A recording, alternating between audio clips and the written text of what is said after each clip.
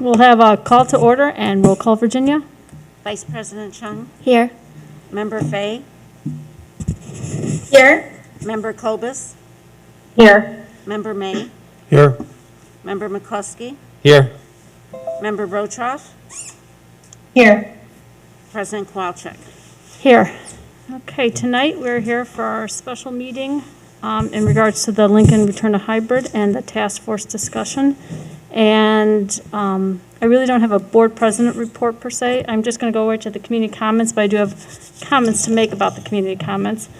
I'm going to say we do appreciate all the emails we have received through the board's online submission, and it really does help us understand the different viewpoints of our community. Please understand that as a board, we speak as one, and the emails you send go to each board member, but as board president, it is my responsibility to answer as many as possible. I will forward on to administration emails that need multiple responses as needed because of the questions asked, and they will respond as soon as they possibly can. There are some emails that have come in recently, yesterday and today, that we have read, but I have not been able to had a chance to answer yet. So with that, I want to say everyone has 3 minutes to make your comments, and we're just going to take 30 minutes now and then 30 minutes at the end of the meeting to make the community comments. And a big thank you to Abel for cleaning up after everybody and taking your time here. Thank you. So with that, community comments, please.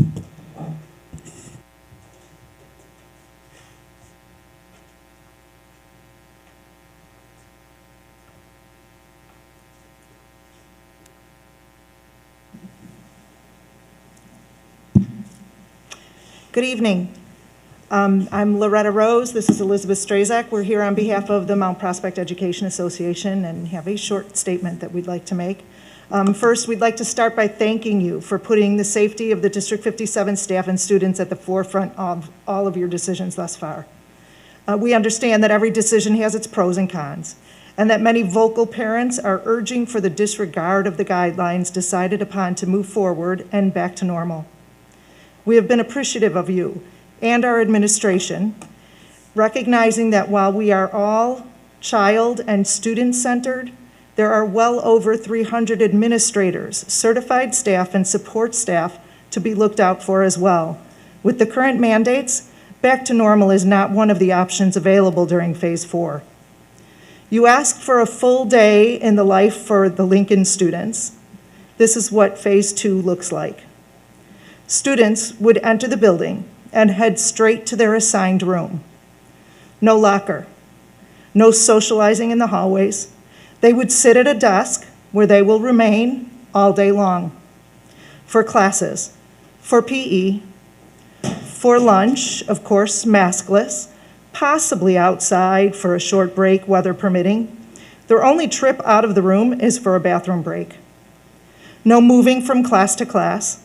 No shared equipment for science experiments or other hands-on learning.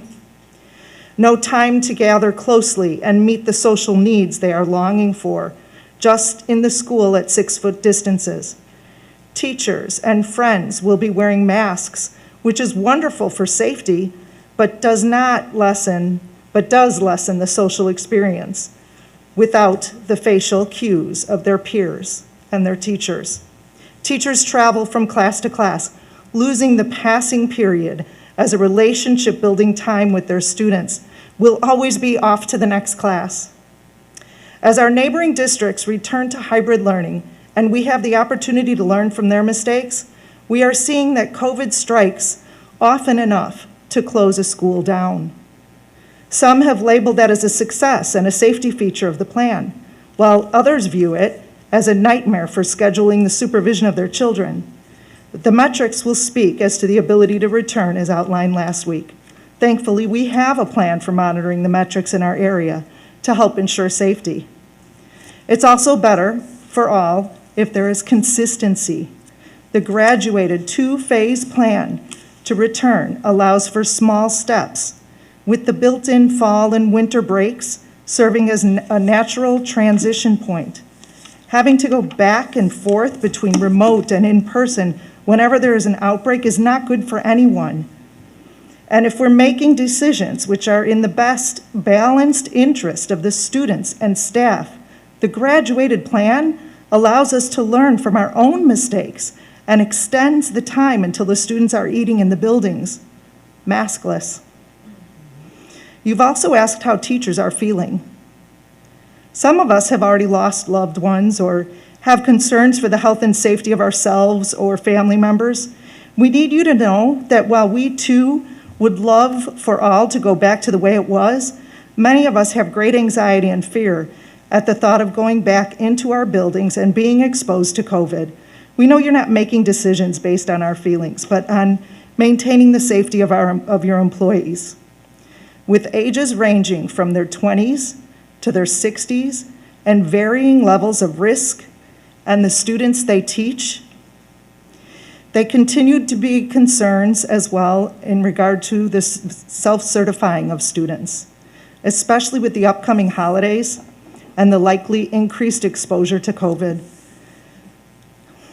With both stages of the plan allowing for students to attend 4 half days, we are asking you to please consider the graduated plan that was recommended by our administration last week. Thank you. Thank you.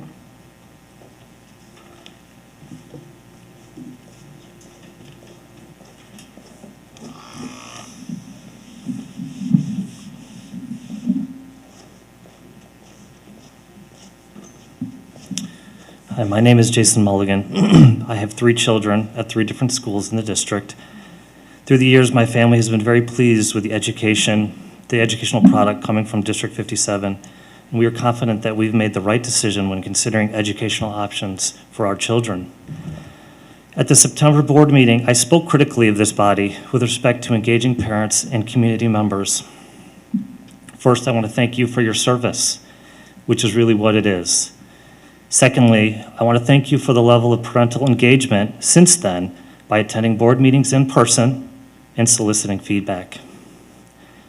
I think we can agree that absent COVID, full-time in-person learning is the best educational model, and right now the district is employing a suboptimal model to limit the risk of COVID.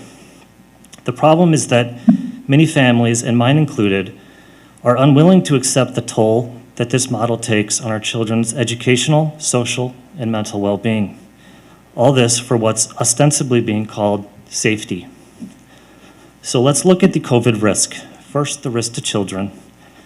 A September 8th article by the Journal of the American Medical Association published a study of coronavirus and seasonal flu risk to children.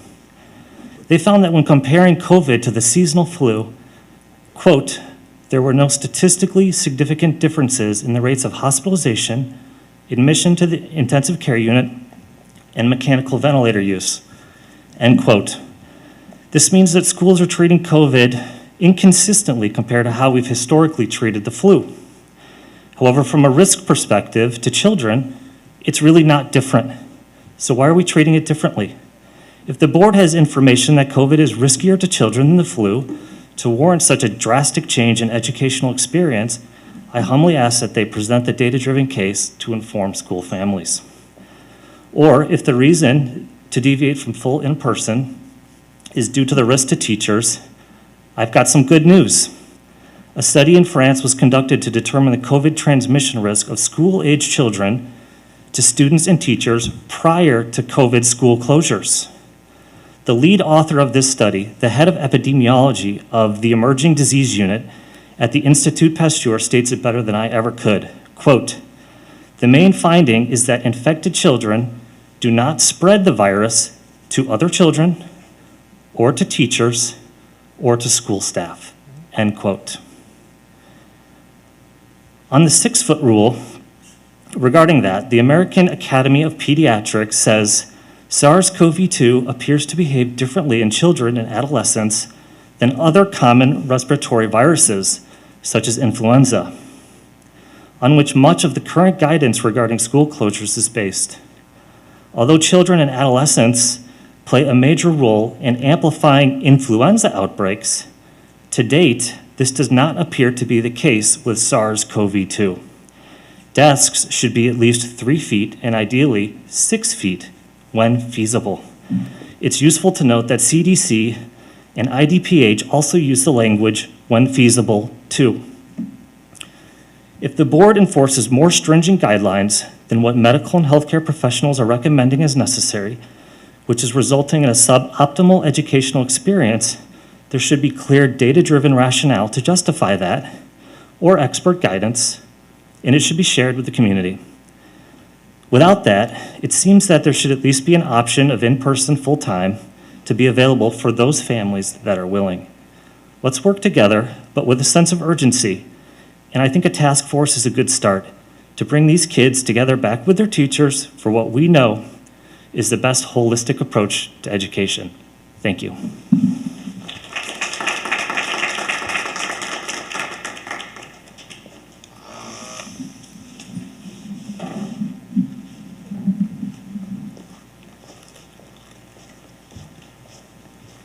Good evening. My name is Andrew Hollis. Tonight I'd like to talk about just two topics, and the first one being the metrics. And the one metric that no one wants to address or find out about is the community's feelings metric. The surveys that have been sent out so far, except the most recent Lincoln survey, have been after the fact and have not quantified the community's feelings. Because of that, you as a board cannot make an educated decision and ask the right questions of the district and the plans that have been set before you. For example, no one can provide the numbers of families and children that want to go back full-time in person. But yet we keep hearing that it cannot be done because our classrooms are too small and cannot support 6 feet of social distancing. How can we make that statement if theoretically only 30% want to go back in that fashion? Again, that's just an example, and I could keep going on, but what I'm trying to get at is we are so worried about these statistics of how COVID is changing from week to week, but you do not know how the community's feelings are changing as we move through this pandemic. Surveys should be sent out on a continual basis, asking families how their feelings are changing as the pandemic progresses. And we need to give them all the options to select from and not try to lump everyone into one of two categories. We need to know who wants to go back full in person versus hybrid full day versus hybrid half day versus e-learning or whatever other options we can think of. You need to know the community's feelings on teachers live streaming to their students.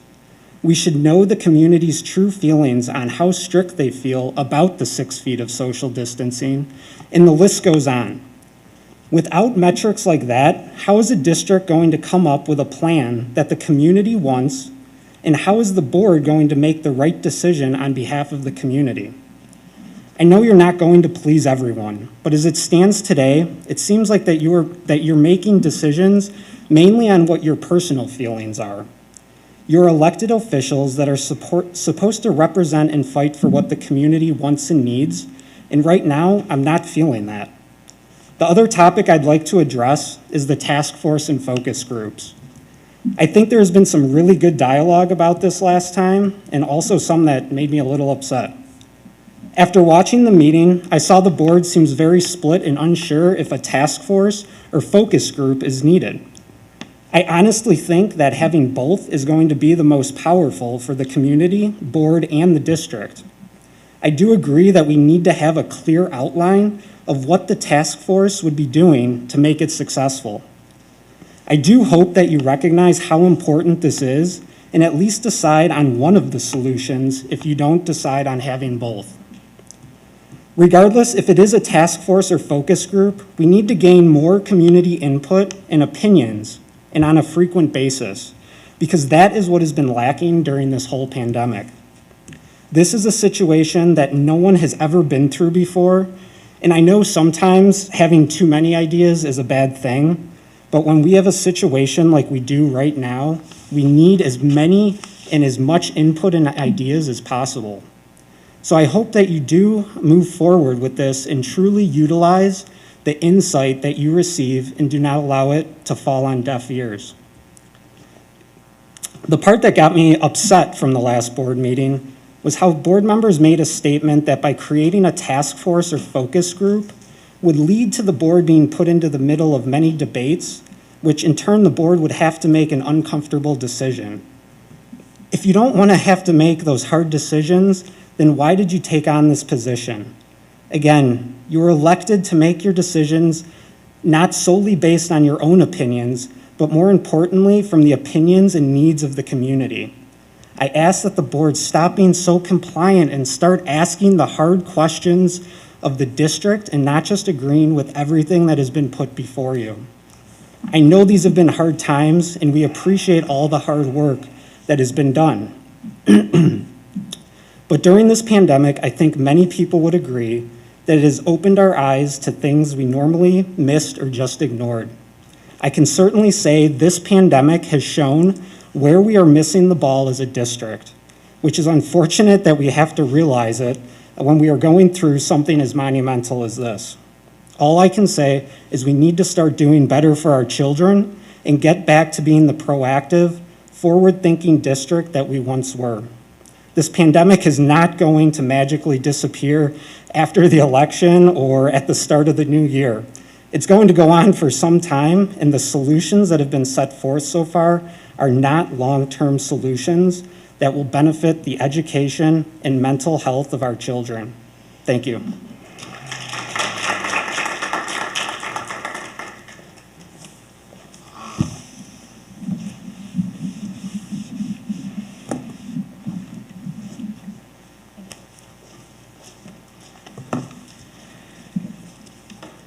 Hi, everybody. My name is Jill Morgan, and I'm a parent of a second grader and a fourth grader at Lions Park. It seems that our community has become incredibly divided as of late.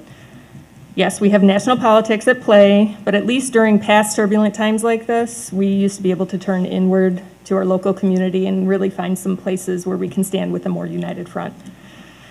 Last week, Board Member Chung spoke a little bit about when the referendum was passed a few years ago. I long for those simpler times, and I know that we all do, because pandemic life is quite a challenge. On one side, we have those who are more in favor of stronger remote options, and on the other side, we have those in favor of getting our kids back into school.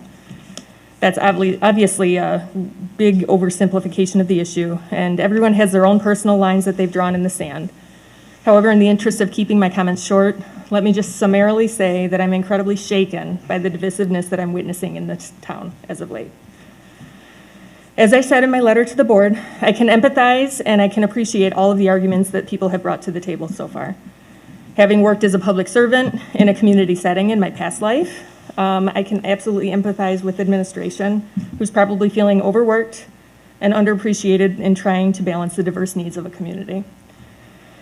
And in my current role as a parent who is witnessing the really concerning changes in my children's mental health, despite the amazing work of their teachers, I can absolutely empathize with the impassioned pleas from parents to reconsider the metrics and distancing requirements.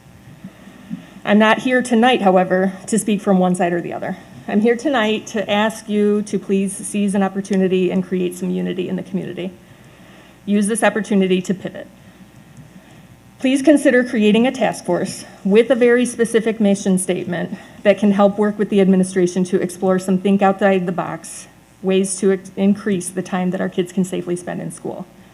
I urge you to mediate and keep working towards a better solution. I can accept the reasoning and the science for requiring 6 feet of distance. However, I can't accept that a hybrid model will be sustainable for the next year or two until we're out of this pandemic. Hybrid for the rest of the year, I don't love it, but I'll be all right with that if I knew that there were better things on the horizon. But hybrid next year too, because we can't accommodate any better than that, I'm not quite ready to accept that, and I don't think that I'm alone in feeling that we can do better. So now what? Knowing that there's a large portion of the community that's not really willing to accept a hybrid plan for the long term, how can we move forward? I urge you to form a task force that can address this issue. A task force that could dive really deep into some research of possible alternative spaces for temporary classrooms that would allow more children to attend in-person school while staying physically distant. A task force that could support administration with a team of volunteer parents to help fill in some of the gaps in staffing and supervising certain portions of the school day, like lunches. A task force that could explore ways to integrate some outdoor school options into the curriculum. There's a lot of science behind this, and it could actually be beneficial not just from a COVID standpoint.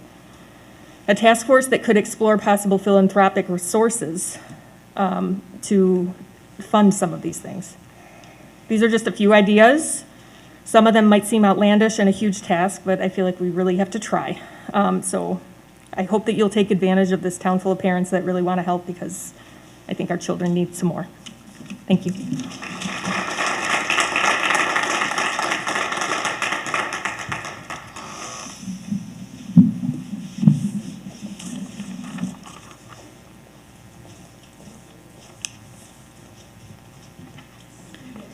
First of all, I would like to thank my children's teachers for all of their hard work with remote learning.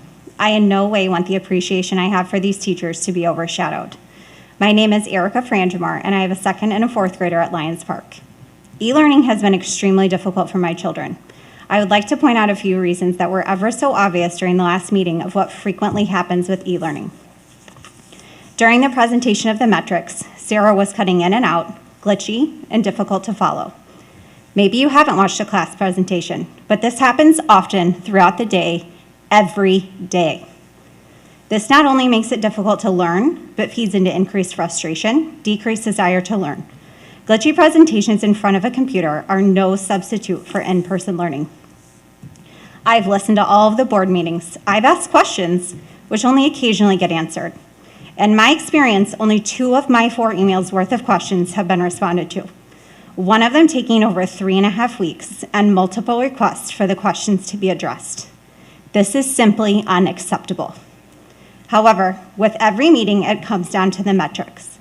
The metrics that don't make any sense. We're making decisions for our children, their right to an education, based off of metrics that have been repeatedly presented as being weighted. What's the calculation for that?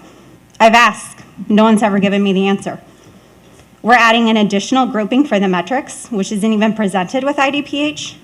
No one here on the administration is a public health expert, and therefore is not qualified to be making up formulas to calculate metrics to decide when we should be allowed to go back to school and when we need to stay home.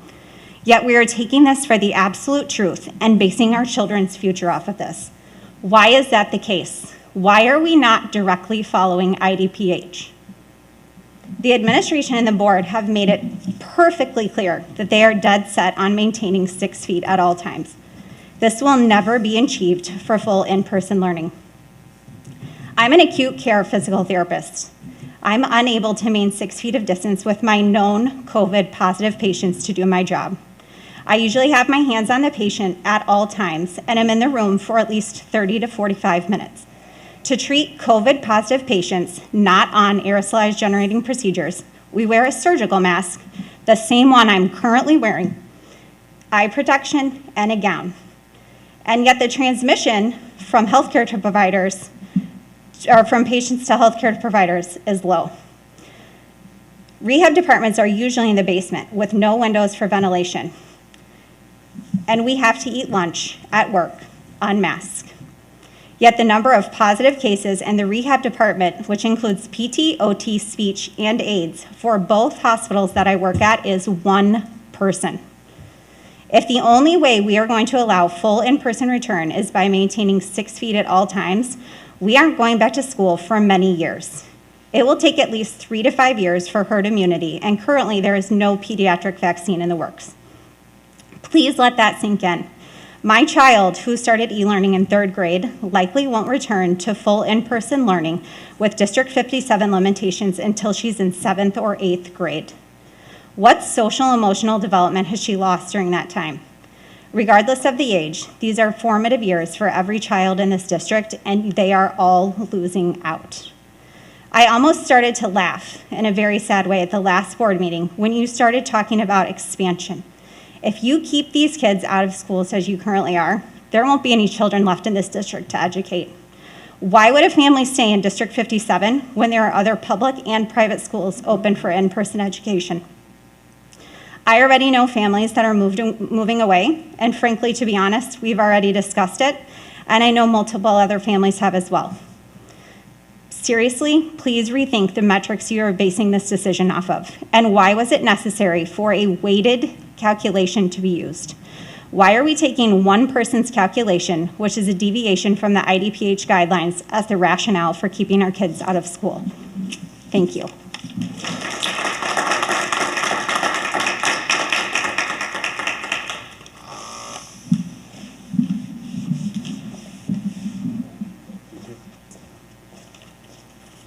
Before I get started, my name's Kevin Bull, by the way. Before I get started, I'd like to say that your commitment is impressive. I may not agree with what you say, but I'm nonetheless impressed by the time and effort everyone's putting in. So thank you for that. At the very end of the meeting last Thursday, 5 hours, 20 minutes, and 30 seconds in, if anyone wants to go back to the YouTube recording to see it, President Kowalczyk makes the following statement. And thank you very much, Sarah. We are so sorry for the, we all know what it's about, and there is no changing his mind anyway, followed by laughter, and then the recording stops. The meeting had just adjourned, and I was not present at the meeting at that time. Some facts. I have never had a single interaction with either the board or the district employees involved with metrics outside the emails we exchanged and my in-person comments at last week's meeting.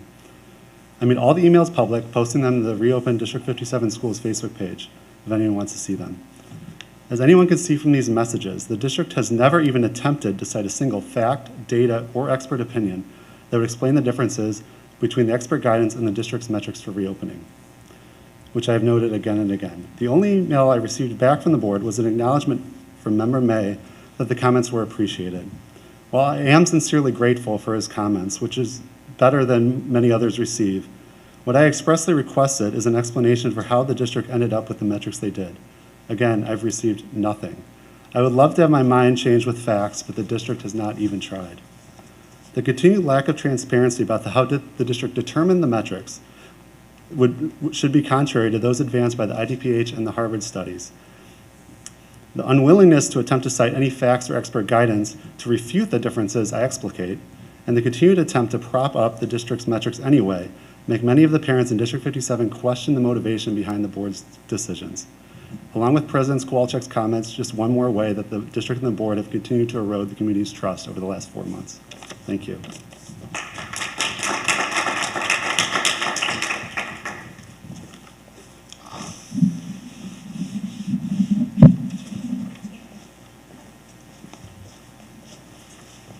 Good evening. Thank you all for being here. My name is Allison Bull. I'm married to Kevin Bull, and we have 3 children, ages 8, 5, and 3. We moved to Mount Prospect primarily for the schools, and in 2nd grade, we switched my son from St. Raymond's to Lyons Park. My son excelled at Lyons, yet he struggles with remote learning, but he's mostly doing okay. We adore his teachers and his principal, and we're confident that they are truly some of the best around.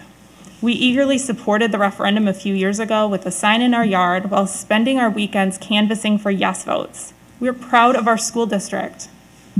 However, I'm saddened that it was mentioned many times toward the end of last Thursday's meeting that the division between people was too great, the consensus would never be reached, and that the dichotomy of thought was insurmountable. That my husband's mind would not be changed, so why bother? It's true, many of us are frustrated by where our district stands today. We want to see action, we want to see planning and urgency from the board and administration to get our kids back in school. Unfortunately, the last several months have caused us to lose faith. The June 23rd superintendent message from Dr. Allmiller reads, and I quote, "As we transition into phase 4 of the Restore Illinois plan, the state is strongly encouraging schools to reopen for in-person instruction. What does this mean for District 57?" It continues. "Students and staff will return full-time to all 4 buildings when the new school year begins. There will be no remote learning unless there's a change to public health conditions. If that happens, the state will notify us of new guidance." End quote. The state indeed did not change their recommendation encouraging in-person instruction. Yet on July 23rd, Dr. Allmiller states, "The school board directed D57 administration to move forward with a plan of holding full remote learning when schools resume and phasing in a hybrid model on October 19th if it is deemed safe at that time." On September 15th, again we get a message saying things have been delayed. The earliest hybrid would be November 9th for elementary students, with no plan available for Lincoln. On October 15th, the administration finally presents a hybrid option for Lincoln with an earliest possible start date of November 30th. We have been patient for months. Today is that magical October 19th, and a hybrid would have been deemed safe today by the metrics put forth. Yet all of our kids sat behind a computer for another 5 hours today. We have trusted the school district to stand by their word. And now that we raise our voices, we are being met with full resistance and opaqueness. This pandemic is indeed an evolving situation, so let's continue to evolve. Let's continue to have the difficult conversations and not be held to saying only nice things. And let's proactively plan for what's ahead, because truly every day counts for these kids. Thank you.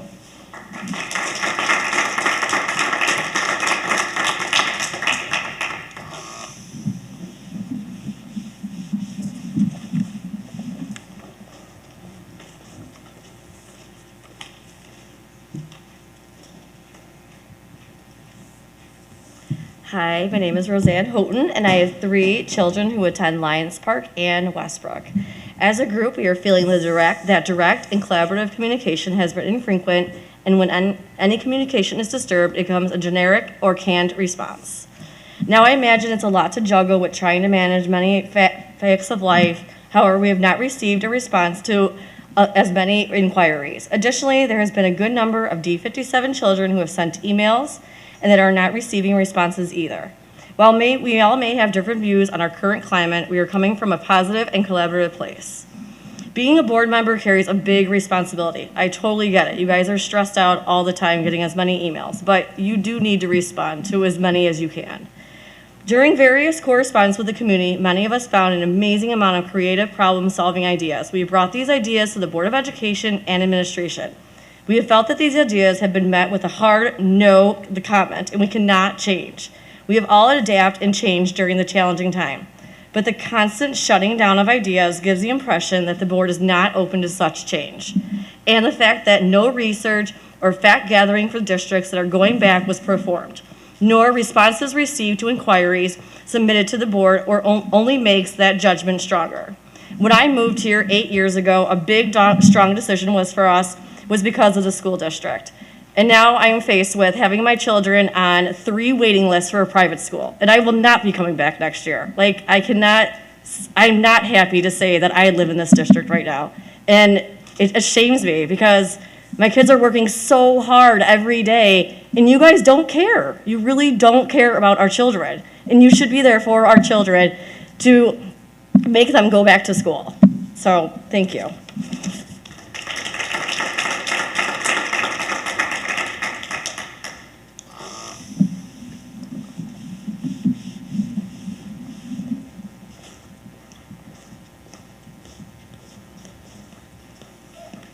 Good evening again, everybody. I'm Eric Nillis, and I'm going to kind of echo some of the comments other people have made, and we do appreciate your attention tonight.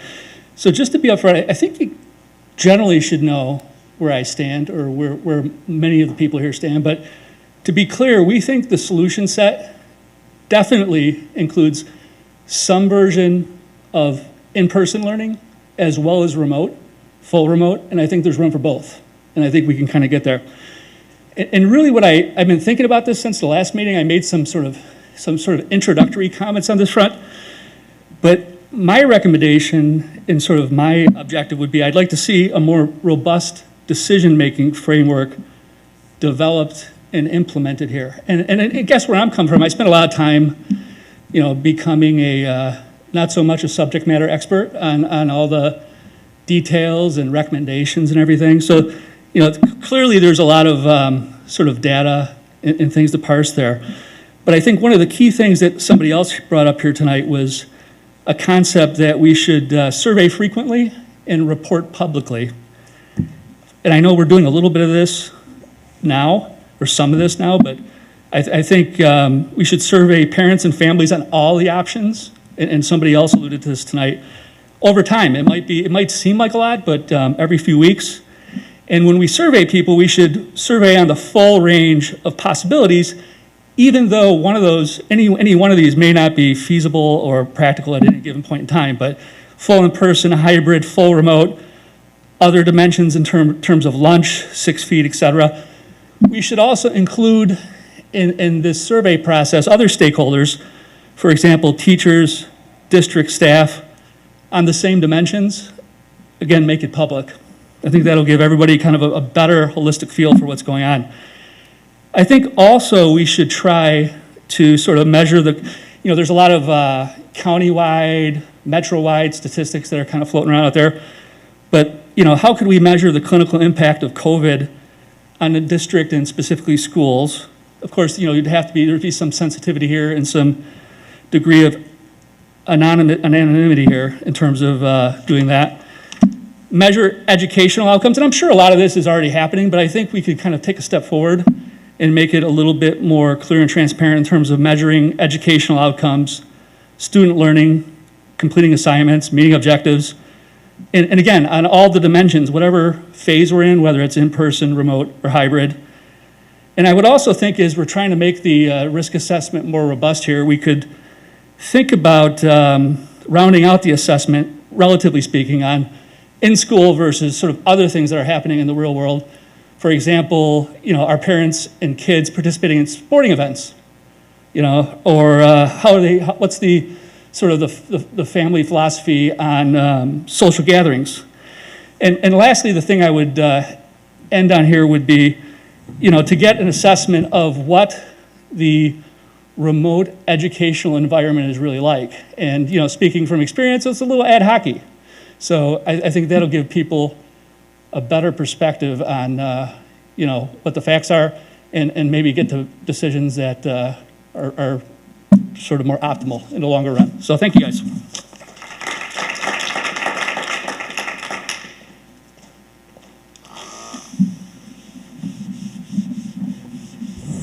Okay, that is our half hour. And now we will go into our board discussion, and first topic is the Lincoln Return to School hybrid model.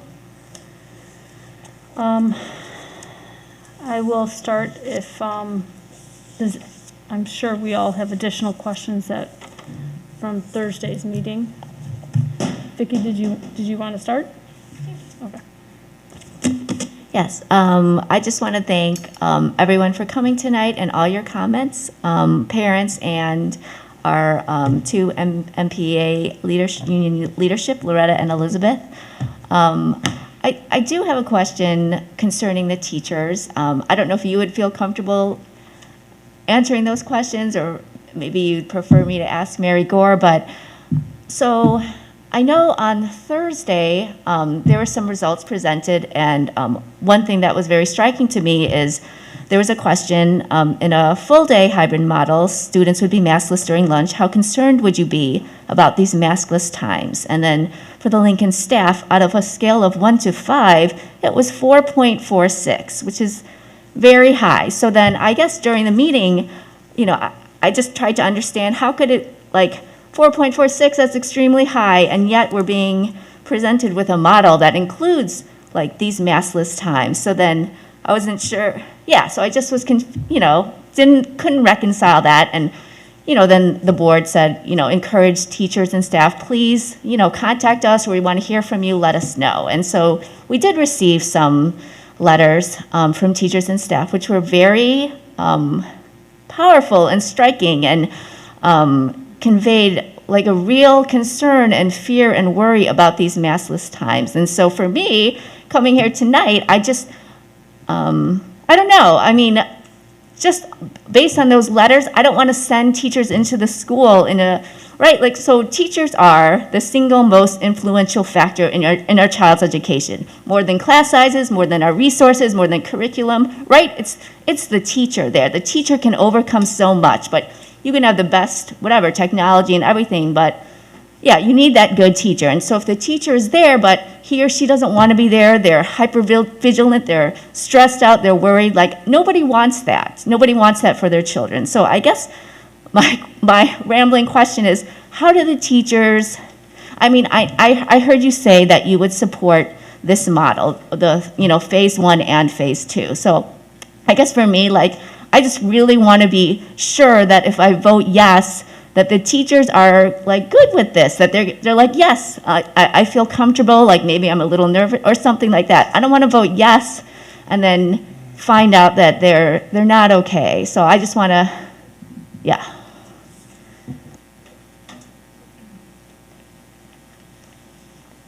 It's the greatest feedback we're hearing from our members is the maskless time. And we are,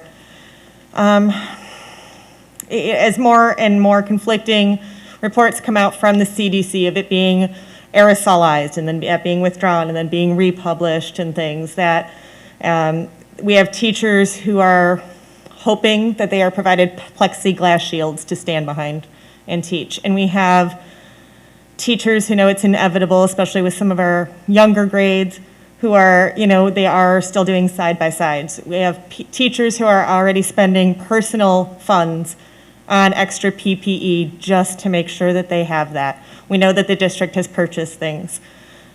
We know it's inevitable that there will be students in front of us at some point, but it's the maskless time that causes the greatest concern for our members. So we would prefer these half-days to move forward to eliminate that maskless time for the aerosolized purposes, or the publications that have come out saying this is an aerosolized based virus spreading problem. And so that's where our biggest issues arrive. On top of the fact that we're dealing with kids who are not always the best at following rules. We have adults who aren't great at following rules, not necessarily teachers, but in the world. And when we're looking to try and, make sure that they're following all of these guidelines on top of all the regular behavioral things that we're working on from a day-to-day, that where we're trying to monitor their proximity, trying to monitor what they're touching, their teaching, their learning experience is different. My class, they're building things. We can't do group projects and be building things because they'd have to be close, they'd have to be touching the same things. But it's the maskless times that is causing the greatest amount of concern for our members. Thank you. So, yeah.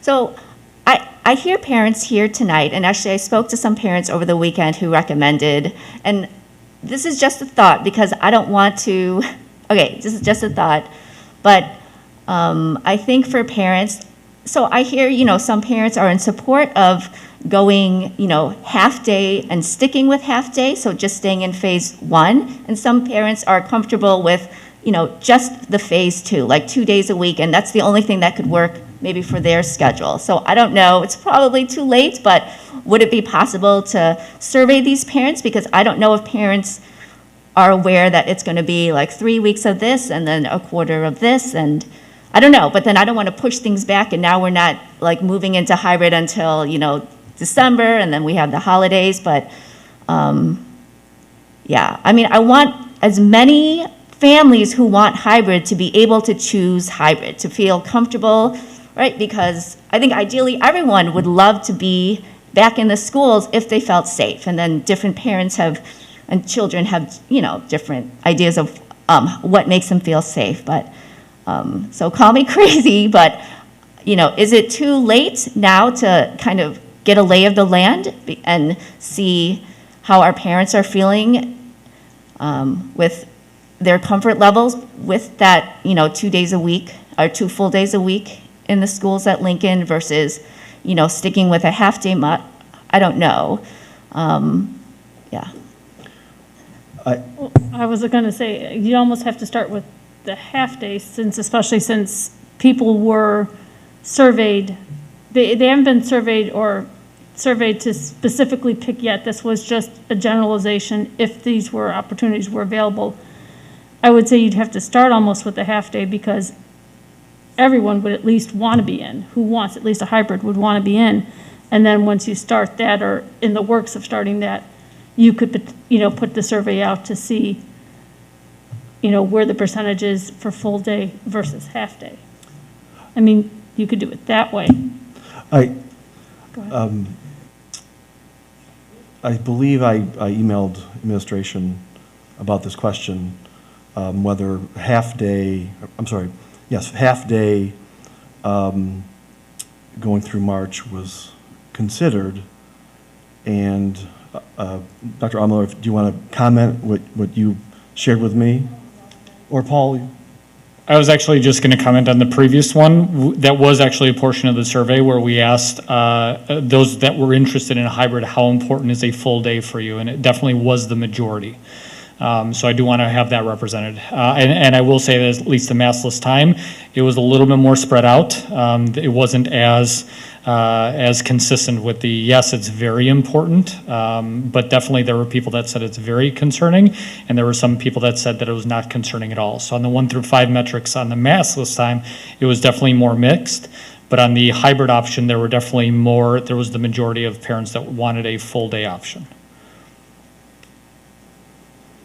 And then as far as the other question, I'm sorry.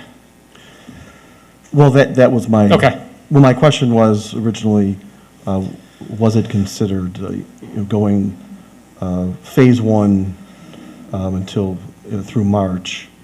And it's my understanding that based on the survey, based on the majority of parents wanting a full-day hybrid model, that administration elected to recommend to the board going to phase 2 pretty quickly instead of staying with a medium-term half-day model. Yeah, we were comfortable presenting like a half day that rolls into the full day, and I do know that even after the last board meeting, there was definitely questions on like starting it sooner, even talking about November 9th. So I think that that anytime we look at this as a transition, I think that we're looking at something that can kind of satisfy again all people and looking at an in-person model and not worrying about lunch, because I know that that's definitely a concern not only for our parents but very clearly our staff, to get our routines down, get our procedures down, to hopefully be able to address the majority of the concerns, talk about supervision, talk about PPE equipment, all of those things. But that gives us that additional time to focus on that while we navigate that lunch perspective and then phase it in. As far as timing on it, I mean, it's flexible. So if the decision is to roll with the half day and continue with it, obviously it's going to be sustainable enough to be able to do so. But based off of the feedback, we were going off of the survey results from the parents that were looking for a full day option. So we knew that if we stayed just in the half day, it wasn't satisfying what it is that the community was asking for. Thank you. Mm-hmm. Did you have any more questions? Vicki, did you have any more questions? Okay. Brian, did you have any more questions? No, I have no questions. Jerry? Actually, my greatest concern was actually in line with Vicki, with the teacher's point of view and the whole issue of maskless. I think just so my point of view, actually the discussion about the task force and all that, that's all separate. So we're just talking about the plan as it's laid out right now, and implementing something greater is a separate conversation. So regarding that, I have comments related to that, but as far as this goes right now, I'm good with the answers that have been provided. Okay, Jen, did you have any additional questions? I had a few. So one, when you stated that the preference was for in school for as much time as possible, and that's kind of why you've supported that one, the proposal, which is phase 2. Was that from the survey, or was that from the focus group? So Paul was referencing the survey for parents that for full day option, 51.4% of the parents who selected a preference for in-person answered a 5 to the question, how important is having a hybrid option that includes a full day of in-person learning? So the grade, 50% of those, 51.4% said that full day. So we felt that, as Paul stated, it was important for us, although when you consider those two topics, when you pull up the staff survey about the concern about lunch, 50 out of 67 staff members said they were very concerned about the maskless time of the day for lunch. So both are true. You know, those are both the topics that have the greatest tension, I suppose. You can, you know, summarize it that way.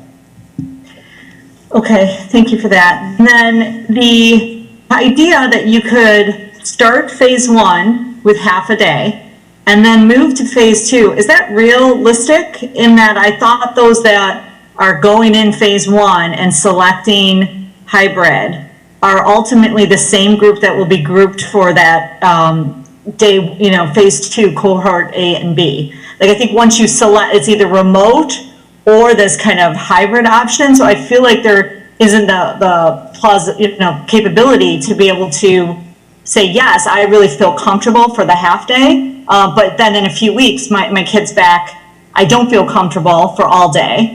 And then I'm now, where am I? I feel like you have to either commit at the beginning of phase 1 or not. Is that fair or is that incorrect? Yeah, we were not necessarily looking at a model that sustains both full day, half day, and full remote with our staffing and some of our restrictions. So the idea was, again, since we had 50, thanks Mary, 50% of our parents respond very strongly that they wanted a full day. The idea was to move who is in person to a full day.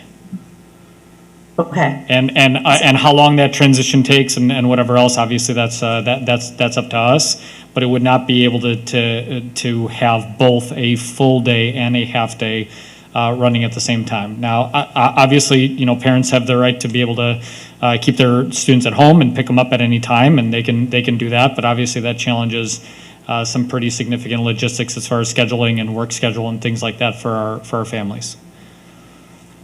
Okay. And then,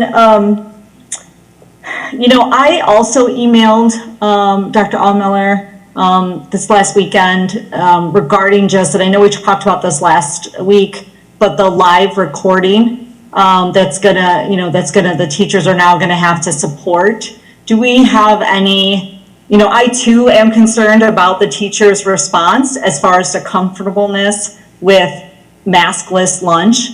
And so do we have any kind of information or details on this live recording that's going to kind of substitute in a lot of ways and support these different cohorts? Because quite honestly, that makes me concerned. You know, I think I would have been all in if it was half day, similar through K through 5, core classes at Lincoln, the rest on remote. And really would have supported that. But I'm trying to get here where I understand the community wants more time at Lincoln. However, we do have just, you know, other aspects that we're looking at as well. And so I'm just kind of struggling on how to get there with this live recording and some of the teachers' responses around math. So do we have any data around the live recording or any other additional information to share on that? We've certainly had conversations with our staff, and we didn't formally survey staff, and I apologize for that. But we do have plans around involving staff in developing support and professional development to make live streaming successful. I defer if they want to, if you have information anecdotally. We certainly had ongoing conversations where staff have expressed a concern about the challenge of that model. I think at this point, though, we are feeling that enough school districts, especially with older students, are using this model, and we don't have any data to support it to be a failure in the way that kids are able to access learning. I think it's more about trying to increase support and structures and training to, you know, make it viable and successful for kids and for staff.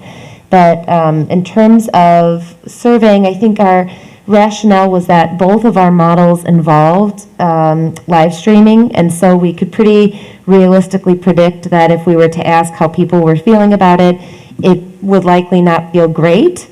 But we didn't want to also, you know, say, you know, you'd quantify that feeling, but really our models are involving that in both phase 1 and phase 2. So unless we offered a model without that model, I think we are acknowledging that it's a challenging instructional model, but we think it's doable based on our colleagues and partners in other districts where they can say firsthand it's working, so. It's also something very brand new. So as far as like looking at, you can't look at metrics from last year or the year before. You can't really see a whole lot of like historical data to be able to say like, is this a viable specific long-term option?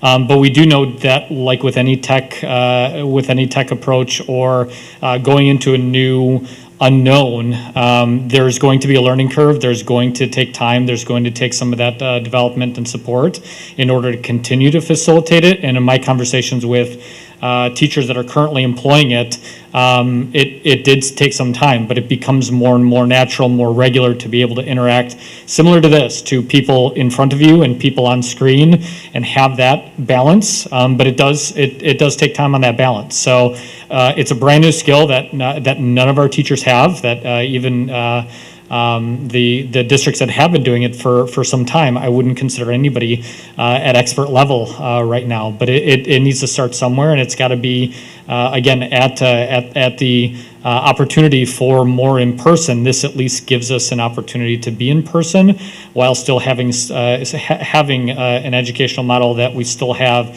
interaction with the students while they're not specifically in the classroom. But as Mary said, we are currently working on development of that, working with staff on that, working with PD opportunities to be able to really empower teachers as much as possible. But it's like I said last board meeting, it's brand new. We're starting off on rung number 1 in this capacity. So what it is they use for remote, you can use some of those tools, but how much of it is directly applicable is going to be still to be determined on that. Okay, I guess I think my last question just is around lunch. So have we exhausted all options regarding lunch? I get I think the explanation of the day in the life of a student was really great to be able to provide details on what this new normal looks like. And it definitely, and I know we've talked about that in other meetings, it definitely doesn't mirror the kind of classroom scene that we're all familiar with or want to get back to. But regarding lunch, have we thought about having more lunch breaks but shorter times perhaps, so there's less students and kind of like I don't know if you call it like a snack model versus a lunch? Are we like leveraging all of our options? I know we say we like to be outside as much as possible, but that is really just kind of dependent every day on the weather. So do we have other options that we're looking so that if we are moving to this model, the teachers feel more comfortable, and we're still following some of our board decisions as far as 6 feet apart, et cetera? Like, is it, because I just feel like that's the one that's going to trip people up if there was something that's going to make us nervous about. And I don't want to not acknowledge the concerns from our staff and teachers, because there is it is valid. So do we feel like we've exhausted all options? Have we been creative enough? Have we looked at, tents outside? Like, I mean, everybody, people are being creative everywhere. So I'm just trying to ask if we've exhausted that, or are we just trying to kind of stick it in our current model? I think it's still a work in progress. I think that chopping it up and offering more massless times is probably not the solution as far as like creating a snack model. Also, it challenges the scheduling in general of like when it is that teachers are available, when classes are available, and things like that. So just kind of having it open-ended might pose more challenges. But as far as like the majority of my work and the research and the time that I've spent in collaborating or connecting with local school districts is seeing what their current models are. And so when I talked to Adam about tents, and we talked to teachers specifically about outside opportunities, or what those partition boards look like at District 25 and what they look like at District 30 and how it is that they manage it and how they facilitate it. I think that that's still a work in progress. That's something that working collaboratively with staff, but then also any additional ideas that are coming our way, we're willing to listen to it. And that's why when we originally talked about the implementation of this, part of the appeal of that phase-in process is it really gives us an opportunity to focus on the specifics that are happening in the classroom while still maintaining that conversation going forward about what lunch looks like and how it is that we can figure out the best laid plans on that. But the majority of the school districts are doing it very similarly within the classroom with a supervisor that is comfortable being in the classroom. But again, that's not all staff. Some of them have reached out to community members to be able to help support that and facilitate what that looks like. We do know that the lunch period, however long it is, how much time the students are actually eating is not that entire time, but what that looks like and how it is that we can make sure that we provide the best the best opportunities. So right now, I would say that it's a continued work in progress, but we have not, officially stamped and said we have our plan for lunch, because that's something that I think is going to need collaborative work with staff and continuing to work with the districts that are currently implementing new models. So the majority of the districts that I talk to are currently in a hybrid scenario, but I do know that even this week, some more have started up some of their plans. So it's continuing that and seeing what our feasibility is and what else we can do. Okay, and I appreciate you stating about looking at community members, because I was also thinking the same, or even maybe separate staff, that's kind of their responsibility. I know we've been talking about additional employees at supporting a lot of these programs, and if that's an area we feel like needs to be focused on, then I think we should. So, okay, that was all my questions. Rachel?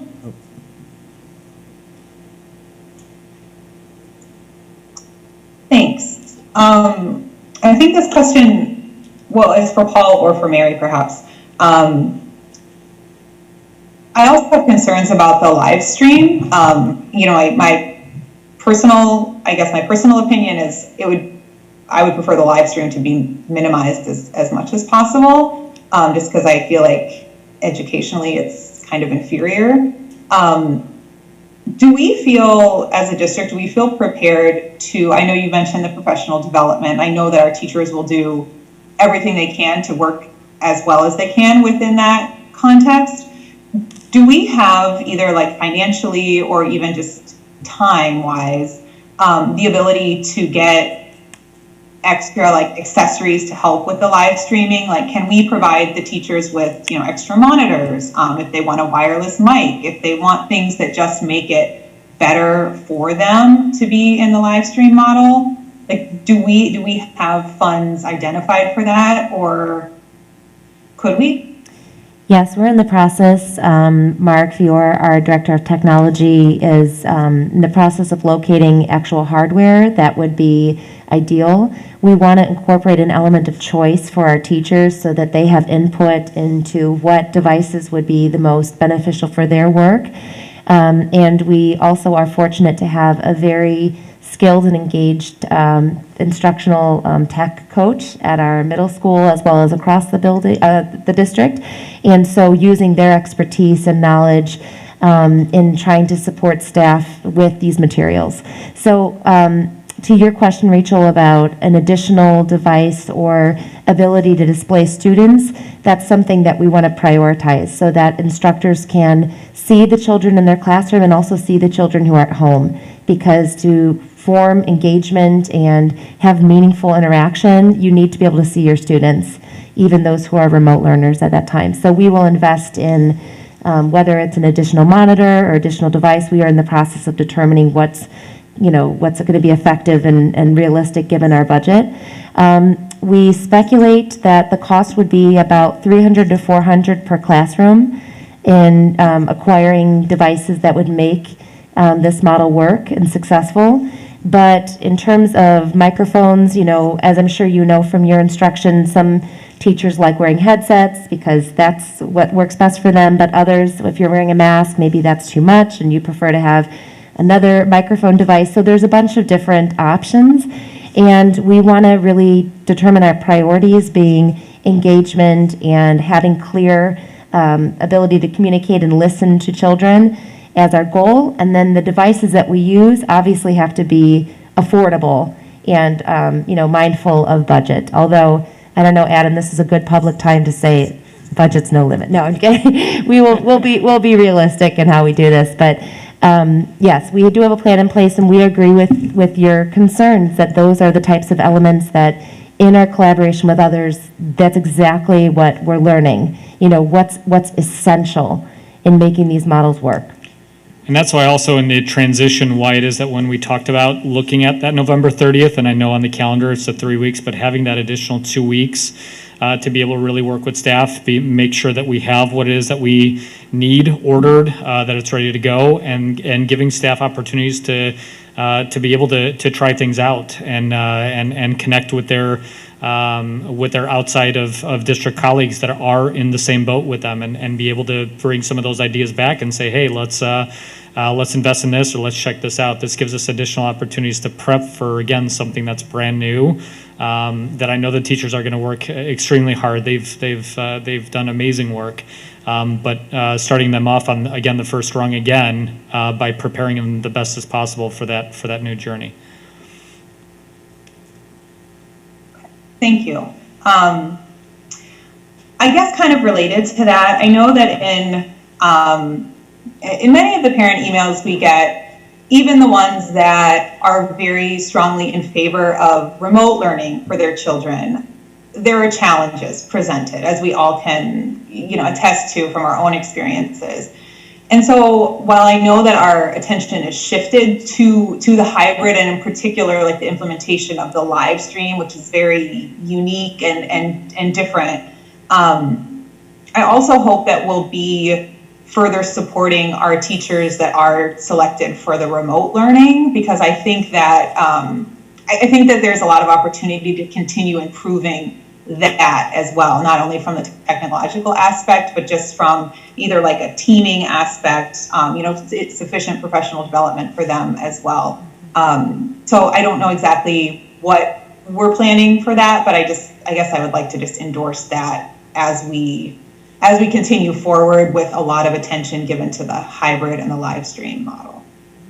My third question, I wanted to echo kind of what Jen said. I know there is a great concern about lunch simply because it is the maskless time during the day. And perhaps if we decide to move forward with a parent task force this evening, I think that some of our community comments tonight, had, I think it was Ms. Morgan who had, said about looking into outdoor options and temporary staffing, and perhaps that is something that, that our parent community could assist in while administration is busy working on the essential aspects of the hybrid. I think my last comment, several of the staff emails that we received this week brought up the issue of the bathrooms at Lincoln. And I hope this doesn't seem silly, but I have found in anecdotal experience that actually in bathrooms is another opportunity or another challenge with mask wearing, that students tend to congregate in bathrooms and chat, and it seems normal, right? So their masks come off and they talk and whatever with their friends. We know that the building at Lincoln offers its own challenges, and that several of the bathrooms don't have hot water and things like that. Is there anything that we're doing to make it either I don't know how to say this, I don't want to just use the general term safer, but to reduce maskless time, such as only using the bathroom one at a time, perhaps installing additional hand washing stations like in the hallways so that students could, hand wash without even going into the bathroom. I think it seems kind of, I hope it doesn't seem kind of silly, but I think that that's another area in the building that offers some potential risks for contact and just for hygiene. Have we thought about that at all? Yeah, and actually in my 10 years of administration, that's probably a lot of the times when cell phones come out as well, because they're behind a closed door and they can kind of congregate and have those conversations. So we're not adverse to knowing that that's a typical point, typical location for congregation. We've already had that on the plan, like even as back far as summer, of taking a look at one at a time with less students in the building. If we're looking at a third potentially of our population in the building, it's a lot easier to have that, I'll use the word expectation of one at a time to the washroom, because we're not going to have as many students in the building. So utilizing that works out. We already have hand sanitizer at every major location of the building. So there is a hand sanitizer station at each one of them. We also have smaller hand sanitizer in the classroom as well currently for any of the in-class classes. So we do have opportunities to be able to sanitize outside of going to the washroom to needing to wash your hands. But otherwise, they're fully equipped. And just going back on a comment about the hot water, I think the majority of the hot water, the students don't wash their hands long enough to spark up the hot water to go. Usually, sometimes it's just a rinse of their hands. But from my understanding, and I do know that we actually had the last couple washrooms that had some concerns with a fuse blowing, that was taken care of. Before that was in the 300 and 400 wing, I believe. But as far as that is concerned, I think that there is hot water in each one of the washrooms. You just have to hold your hands there long enough, and it definitely gets through the pipes and gets to us. Because I know it's a catch-22, because we are trying to encourage students to do frequent hand washing, while at the same time not having them congregate in the spaces where they normally would do that. And I can only speak for my 8th grade self, but I know if I was sitting in a desk for several hours with my mask on, you better believe I'm going to try to be going out to the bathroom like multiple times a day, just because. So I think it's just something just to be aware of. Yeah, and finally, I guess I have a comment, and I'll just speak for myself on this. I very much appreciate the parent comments. I think they bring up many valid points, and I understand that we aren't going to all be in agreement on this, and I don't, not that I think that that's an impossibility, but I think just judging from the hundreds and hundreds of emails that we've read over the past, several weeks, our community is very divided, and to some extent our board is divided. And, I think we can disagree on many levels, but I really do take it personally when we are accused of not caring about kids. I find that to be an unfair comment and an unjustified comment. All of us are here and all of us are giving our many hours per week because we do care about kids. And I will, you can disagree with me all day on what is the appropriate educational model, what is the appropriate model, and I know there are differences within families as well. What works for my family may not work as well for yours, and I try to take that into account as a board member, but I can guarantee that every person sitting up here is here because we do care about kids, and I just want that to be on the record. So thanks, that's all I have. Thank you. And Kimberly. I think by this point, a lot of my questions or comments have been addressed. So I appreciate, all of you being available once again to take the time to help us really understand what this transition will involve. I do have a question, and I'm not sure who it's most appropriate to address it to. But Paul, you had mentioned the idea of having the extra time, right? That if we move into a half-day hybrid model November 30th, that gives extra time to purchase the equipment that's needed to implement the live stream model as effectively as possible for the moment. And I think this goes back to some of the confusion and concern that many of us board members had when we discussed this plan on Thursday with regard to the change in timing. It sounds like the idea of extra time is taking into account the weeks between November 9th and November 30th. But to my mind, I guess, my understanding been the reason that we were presenting the plan on we were hearing the plan on the 15th and voting on it on the 19th was to allow sufficient time for a plan to be implemented November 9th. And so my question then is, still potentially feasible? Could we potentially move into a half-day hybrid model on November 9th, as was discussed previously? Because it sounds to me like that would still give sufficient time to purchase the equipment that would be needed to implement the live stream model. It would actually allow for more time for planning with regard to moving into that full day phase after the new year. It would accommodate the families that are, really impassioned about getting their kids back to school as soon as possible, and still allow teachers to have some time, to have the same amount of time really as the elementary schools would have, as far as doing that professional development, starting to get trained up to implement then this new model.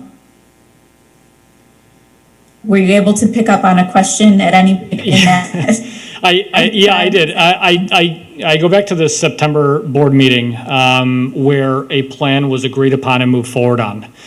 And we didn't have that. And we still technically don't have that. So the amount of work that needs to occur, Lincoln's going to be doing it with a 3-week, 4-week handicap behind the elementaries as far as the scheduling, processes, procedures. So in addition to staffing, in addition to ordering and all of that, we still have a substantial task of regrouping the students, rescheduling, making sure that staffing is there, making sure if we're hiring people that that's taken care of as well. And I think that we're put on a timeline that the elementary had where they already said, green light, go. September, they made their decision, they're ready to rock and roll. We still haven't, we're at the starting gate. And I feel like if we're gonna be held to the same amount, I have some serious concerns about making sure that we have all of our scheduling, all of our hiring, all of our staffing, and all of that in place with a, like I said, 3 to 4 week handicap that the elementary was able to do, where potentially we have more, some of those logistical things that come with middle school that we will have to iron out, and we just got to figure it out. And so I think that that's my significant concern, is the amount of work that scheduling is that needs to be done prior to the students entering. So it's not just about the ordering. It's not just about the teacher professional development. All of those are factors that go into it without a doubt. And this allows for that additional time. But at no point, and I think it was Ms. Kovas at the last meeting, I don't think that Lincoln was held to the November 9th expectation because we did not greenlight a plan at that point. So we would have to start with where the elementary is starting by sending out a survey to parents and saying, hi, which one are you signing up for?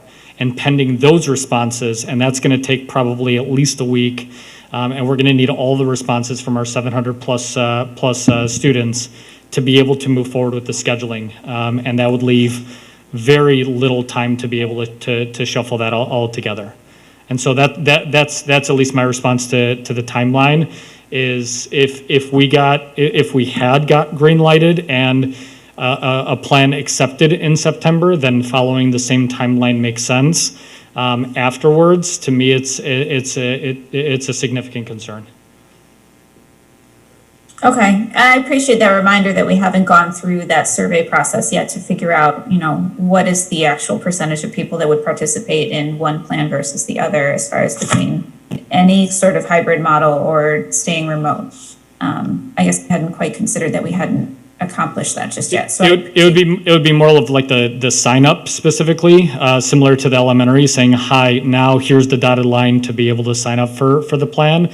That's the process. It wouldn't be more information gathering. I feel like we've done that pretty adequately with the survey and then our parent forums and the communication that has come through emails from parents. But I feel like now moving to the next step, if a plan is formally accepted, now it's like, okay, here's what it is that we need to do. And that's why even today we had conversations about ordering supplies and technology needs and things like that. When Dr. Gore and Mr. Fior met with me, we've reached out to teachers to be able to start to have the discussion about live streaming and having them participate in meetings with administration as well. So some of those are already in place, even though technically we haven't approved a plan. We're still moving forward with those things.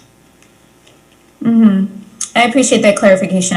I was referring to more of that registration or like the assent process, not necessarily a survey. But I appreciate you clarifying that. I wanted to go back to something that Jen said with regard to kind of breaking up the lunchtime. And I don't know if you meant it necessarily this way or not, Jen, but I sort of took your inquiry to mean rather than providing sort of smaller periods of maskless time throughout the day, would it be helpful or feasible to possibly stagger the lunchtime over the course of its own period so that, you know, a teacher is potentially in a room with 12 students and maybe only 3 are maskless at any given time. And after, you know, a 10 or 15 minute period, they put their masks on and the next 3 begin to eat their lunch. I don't know if that makes a difference or not. To me, it seems like it accomplishes what needs to get accomplished, but it minimizes the exposure, at least like in a cumulative way. So I guess not to be answered at the moment, but I just wanted to put that out there, you know, as we're talking about potential solutions to this issue. I don't have any questions. I have some comments that as we get to voting, I'd like to mention, but otherwise I think I'm good from here. Thank you. Brian, go ahead. I have a couple questions. To me, it appears that we have 3 options. We have the recommendation by admin of 3 weeks of phase 1, and then we transition to phase 2. That's one option. Phase 1 from November 30th through March, or do phase 2 from November 30th to through March. And initially, I'm opposed to having a 2 phases. I think that it's disruptive, and I think we should, initially I thought we should launch into phase 2, based on the survey. But in thinking about it, the survey was, when the parents took the survey, they didn't contemplate that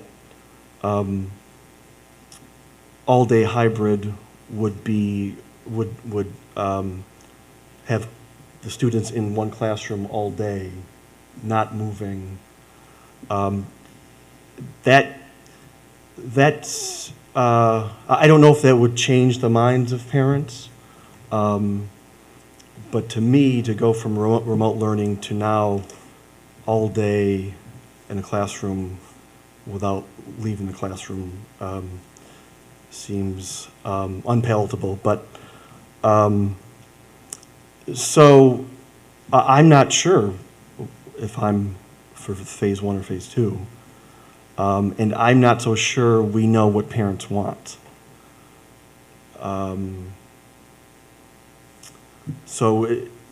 When you had your discussions with the parents, was anything discussed about what the hybrid plan looked like? Phase 1 versus phase 2? No, we didn't, because we felt that it's ultimately the board's decision. So we felt that if we had some informal vote or, input from the community, essentially kind of vetting different options, then it sort of undercut the position of the board as our process. So it was a little bit challenging, and I think where we came to peace was to take elements of different components that could develop into a hybrid and survey based on topic.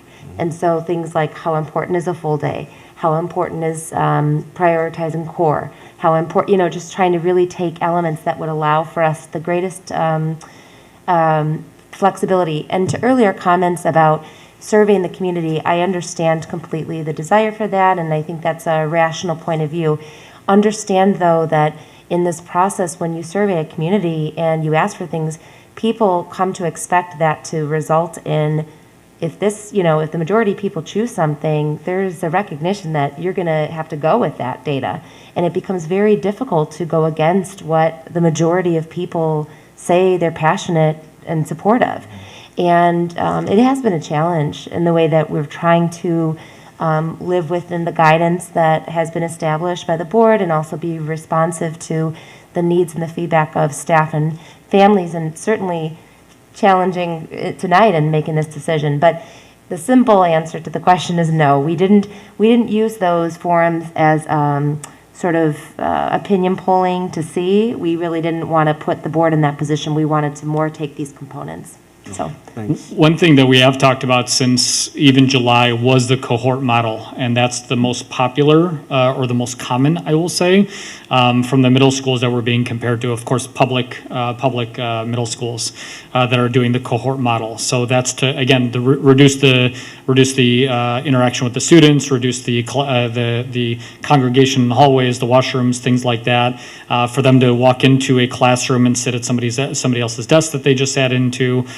So a lot of those things, the cohort model has been something that we've been talking about quite a bit, and we definitely talked about it at the parent forums as well, that the normal is not going to be, hey, we're just back in school and it's completely normal with masks on, but we do want to abide by that 6 foot distancing, and in order to do so, here are the parameters that are going to need to happen. So I know that conversation has been ongoing since July or even before, and again, a lot of the surrounding districts that are in this model are employing that as their scheduling process.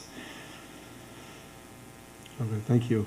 I'm just wondering if parents were surveyed, not that we're going to do it, but if parents were surveyed now with these two options, half day, 4 days a week, lunch at home, or 2 days a week, lunch at school, which would you choose? We might get an entirely different result. So I'm just, throwing that out there. Okay, thank you.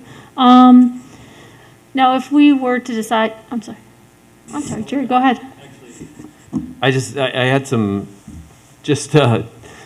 from some homework that I was doing over the weekend, just to fill in some blanks. And this might help a couple of the points that have been brought up. One actually related to lunch. So I actually talked to a Catholic school teacher and multiple Catholic school parents because of the situation with the Archdiocese opening the schools and how are they handling various things. And, one of the topics was lunch. And in particular at St. Raymond's, basically what they're requiring for lunch is that they also are not moving the kids. Kids stay at their desk. They are spaced. St. Raymond's was able to do 6 feet apart. They actually moved one classroom to a library to accommodate that. But they are keeping 6 foot distance. When kids are eating, that is the only time they're able to take their masks off, and they have to face straight forward. They can't socialize, they can't turn, they have to be eyes straight forward to eat. Finish your meal, your mask goes back on. So it's very strict rules about when your mask is off, how long your mask is off, your protocol for when your mask is off. So it's and that was similar actually to the parents that I talked to from other school, from a couple other schools. So that the lunch issue is a big one actually, and that's how they've dealt with that. The full day aspect, I actually was asking people about, the kids sitting at their desk for the full days. They actually have had, they actually had to turn people away. So they actually did have people coming from public schools wanting to, get their kids into school, knowing that they would be full day. They'll be in classroom. They're not moving. But they've actually had responses that they've actually had to turn kids away. So I think, it's not direct, but there is a proxy there. And just a couple other pieces of feedback actually. Like I said, all the parents I talked to, 6 feet apart was a rule that they've mandated. If they can't do 6 feet apart, they actually are putting up plexiglass barriers between the kids. So it's not like they're putting, they're expending more money or spending more money as a result of having to compress kids in some situations, but they are actually putting up physical barriers. So it's not just masks. They are still requiring masks all day. So, that was, I figured that might be helpful to a couple of the comments that came up just from some feedback that I had gotten. So I did have one additional quick question, though, that it came up at the last meeting, and as I was hearing people talk, it reminded me with not necessarily the full day, but the full-time option, and and this may be a topic to talk about later, but because it's not specific to the hybrid, but we actually did have a percentage that might allow for some buffer, at least at Lincoln, in terms of potentially kids coming back more than, if you wanted kids to come back on both the A and the B days, there might be enough slots for a certain number of kids to actually fill in. But I would actually like to talk about that if we actually did have enough open slots that we could accommodate potentially kids coming back for both A and B days. I know we would, similar to what Catholic schools have done. I mean, there would have to be a cap, of course, because we still have to maintain the distancing. But and that the 6 foot, I have a whole different set of feedback on that. But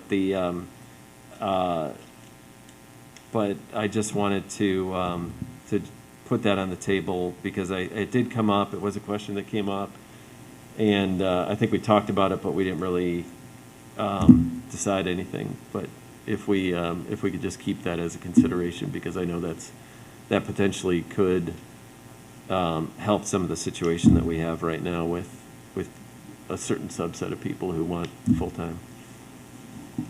I just want to try to understand what you're saying with that is, so it wouldn't be an A and B group, it would just be the one group going 4 days a week or going the full in if there's the percentage that if it's a low percentage that want to go back and, that choose this hybrid plan and get to the full in. Yeah. Is that what you're saying? Yeah, I think based on the numbers that we had seen in the A and B groups, that there might be actually capacity for potentially more kids if above those that are there on the A and B day, that we could still maintain 6 foot distancing with potentially some additional kids. So if you were in the A cohort and you wanted to say you wanted to send your kids for 4 days, you could be in the A and the B group, but I know, that potentially is something, numbers would have to work and whatnot, but just something to consider, that if there was capacity, I mean, I think the first thing is to get the hybrid decided, but then at least to consider and look at the numbers. If there is capacity to accommodate, if people are asking for that, could we potentially accommodate? Because I think, based on what we've seen, we've all seen the communications, and it is not a large portion of our community that's speaking out in favor of coming back full-time from the communications that we've received. So, if there is a way, if it's a smaller, depending if it's a smaller group, just to, that we should actually at least look at the numbers and see if there's a way to accommodate. And I do understand the comment and exactly what you're saying, so without a doubt. And the numbers will be able to support that. Should the numbers in the cohort models be small enough, then that could be a potential. So I gotcha. Okay. Yep. And I think also just in your comment earlier, Vicki, about, when you were talking about the hypothetical of students only coming for a half day, in that model, let's say the kids who go home, then that also could allow for more space for kids to stay for a full day. So I think just from a practical standpoint, it would be important for us, if we are going to offer that, we would want, for fairness, for people to have the opportunity for a more extended amount of time. We'd want people to commit to that. So if that's the direction of the board, and if that's, we just need that direction. You know, obviously we will implement whatever is the guidance of the board, but we don't want something that's sort of open-ended, because that's what will be infuriating to people, to know that I didn't have the option for my child to have something more expansive because someone today decided that they didn't want to take full advantage. Every seat in person is going to be important for us to, you know, make plans around. So. I have a quick question. Sorry to interrupt. Mary, can you say that again? So regarding the half day, are you saying that if we went with the half day option that Vicki had referenced earlier, that then we could get more students in? Is that what I'm hearing? I'm sorry, I just want to make sure I'm hearing that correctly. Hypothetically, yes, because if people were committing to only a half-day program and others were committing to staying for a full day, once we were in phase 2, potentially you'd have more seats, because the kids who weren't staying for lunch and attending their afternoon classes, that cohort would essentially grow smaller in the afternoon. And so in order for us to make feasible, you know, plan and deliberate plans around this, teachers would need to know who to expect, you know, to be in their seats that afternoon, who's enrolled in this class, basically, and what is their attendance in this class, and is their attendance live streaming or is their attendance remote learning?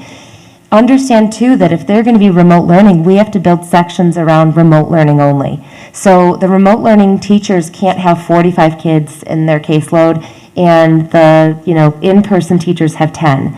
We really want to have equity in the way that we assign students based on reasonable teaching assignments. So all of this becomes important for us to have like really specific direction around, so that we can make feasible plans that fit what the board is directing. And if 6 feet is the guidance, then we adhere to 6 feet in all of our modeling. Thank you. Okay. Go ahead. Just for clarification, so are you saying that the model that could expand the number of full-time students or get additional time would be the phase 1 from November 30th through March, and we then would offer, if parents wanted their child to go a full day, then they could have that option if we have space? Yes, I mean, we don't, this is challenge in the way that we can make assurances to people, because it's all speculative. It's speculating that some people are only going to want a half-day option for their child, and it's speculating that some people want a full day. But understand, too, that if we're using our bell schedules, we want to be thoughtful in the way that people would be attending, you know, the classes that they're assigned. And so we'd want to have some practical, you know, expectation of when children are attending. But from just a pure number standpoint, yes, that could be possible. I think where we'd have less guarantees is the way that we could guarantee those spaces. Right. And so then you run into, you know, my child's a 6th grader and I want a full day. My neighbor got a full day. I didn't. Was that based on a lottery? Was that based on my alphabet last name? I mean, you'd have to have a system to identify who is able, if there become more spaces available. Also, the spaces are driven by the classes that we're talking about. So maybe certain classes have less numbers of kids in attendance by nature of interest or, you know, subject, you know. So there's just lots of different variables at the middle school level. I think we'd want to be cautious in the way that we could give these guarantees that accommodations can be made for everyone to be in a full day model, because if the board is directing us to prioritize 6 feet of social distancing, we'd start there. And then should spots become available, as Mr. Szymanski said, we could start to develop a plan to say, how do I identify ways to open up options for people who might be interested in a more in-person attendance.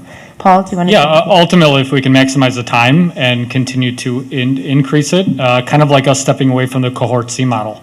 The fact that we have viability with an A, B, like the majority of the districts do, is because we can say, hey, we have a contingent that definitely wants remote. So right off the top, they're taking some of our numbers off, which definitely helps out. But ultimately, if those numbers are small enough with the rotations, is there a possibility that some want a little bit more in person versus not? That's something that we can cross. I think that, sticking to that 10-12 is going to be a significant challenge to have people wanting to be full in person, because I would imagine that number, or every day I should say, not full in person, because I would imagine that those numbers are probably going to be more significant. But you're also talking about different grade levels, different amount of students. So our 8th grade is actually our smallest amount, is our smallest number of students. So potentially they might not be 12 for a class. They may be, again, depending, just tossing out a guess there, if they're 8, let's say, could we potentially have an opportunity for more of the students to come in?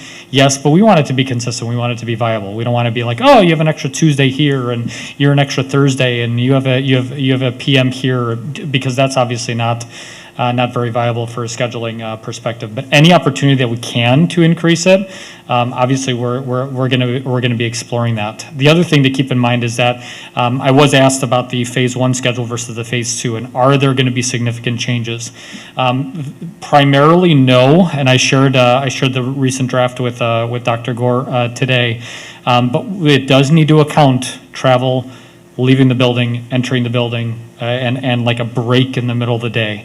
While if you move to a full day, we can incorporate that a little bit more into the lunch, where that expands the class size, or the class minutes a little bit longer, and accommodates a little bit of that. So if we go from phase 1 to phase 2, there will be a slight schedule change. The starting time and end time is the same. It's just a matter of how it is that we break up the periods within the day. But in a half-day model, we have to have enough time for Group A to leave, for us to be able to sanitize, take care of what it is that we need to, and then for Group B to arrive and start their learning. And we can't do that within like a 30-minute lunch period or a 40-minute lunch period. So it would be a little bit more.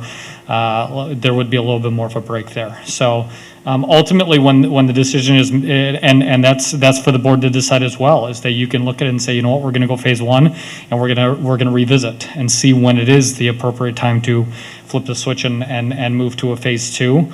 But in either one, whether we go half day or we go full day, for us to resort back to a remote learning day, should something occur, it would not need a rescheduling process for us to bounce back from that. So a lot of variability, but until we get those actual numbers to be able to see how it is that our staff allocation is, then we can make a little bit more informed decisions on like, hey, are there opportunities for some of those people to go every day versus every other day? And I won't be able to tell you that until we take a look at those class sizes and say, yes, we have open desks for that grade level. Yes, we can potentially offer that opportunity. I hope that answered it. There would be opportunities if we chose phase 1 or phase 2. Correct. Okay. Yeah, it wouldn't necessarily be dependent on one or the other from my work. Yeah. Okay.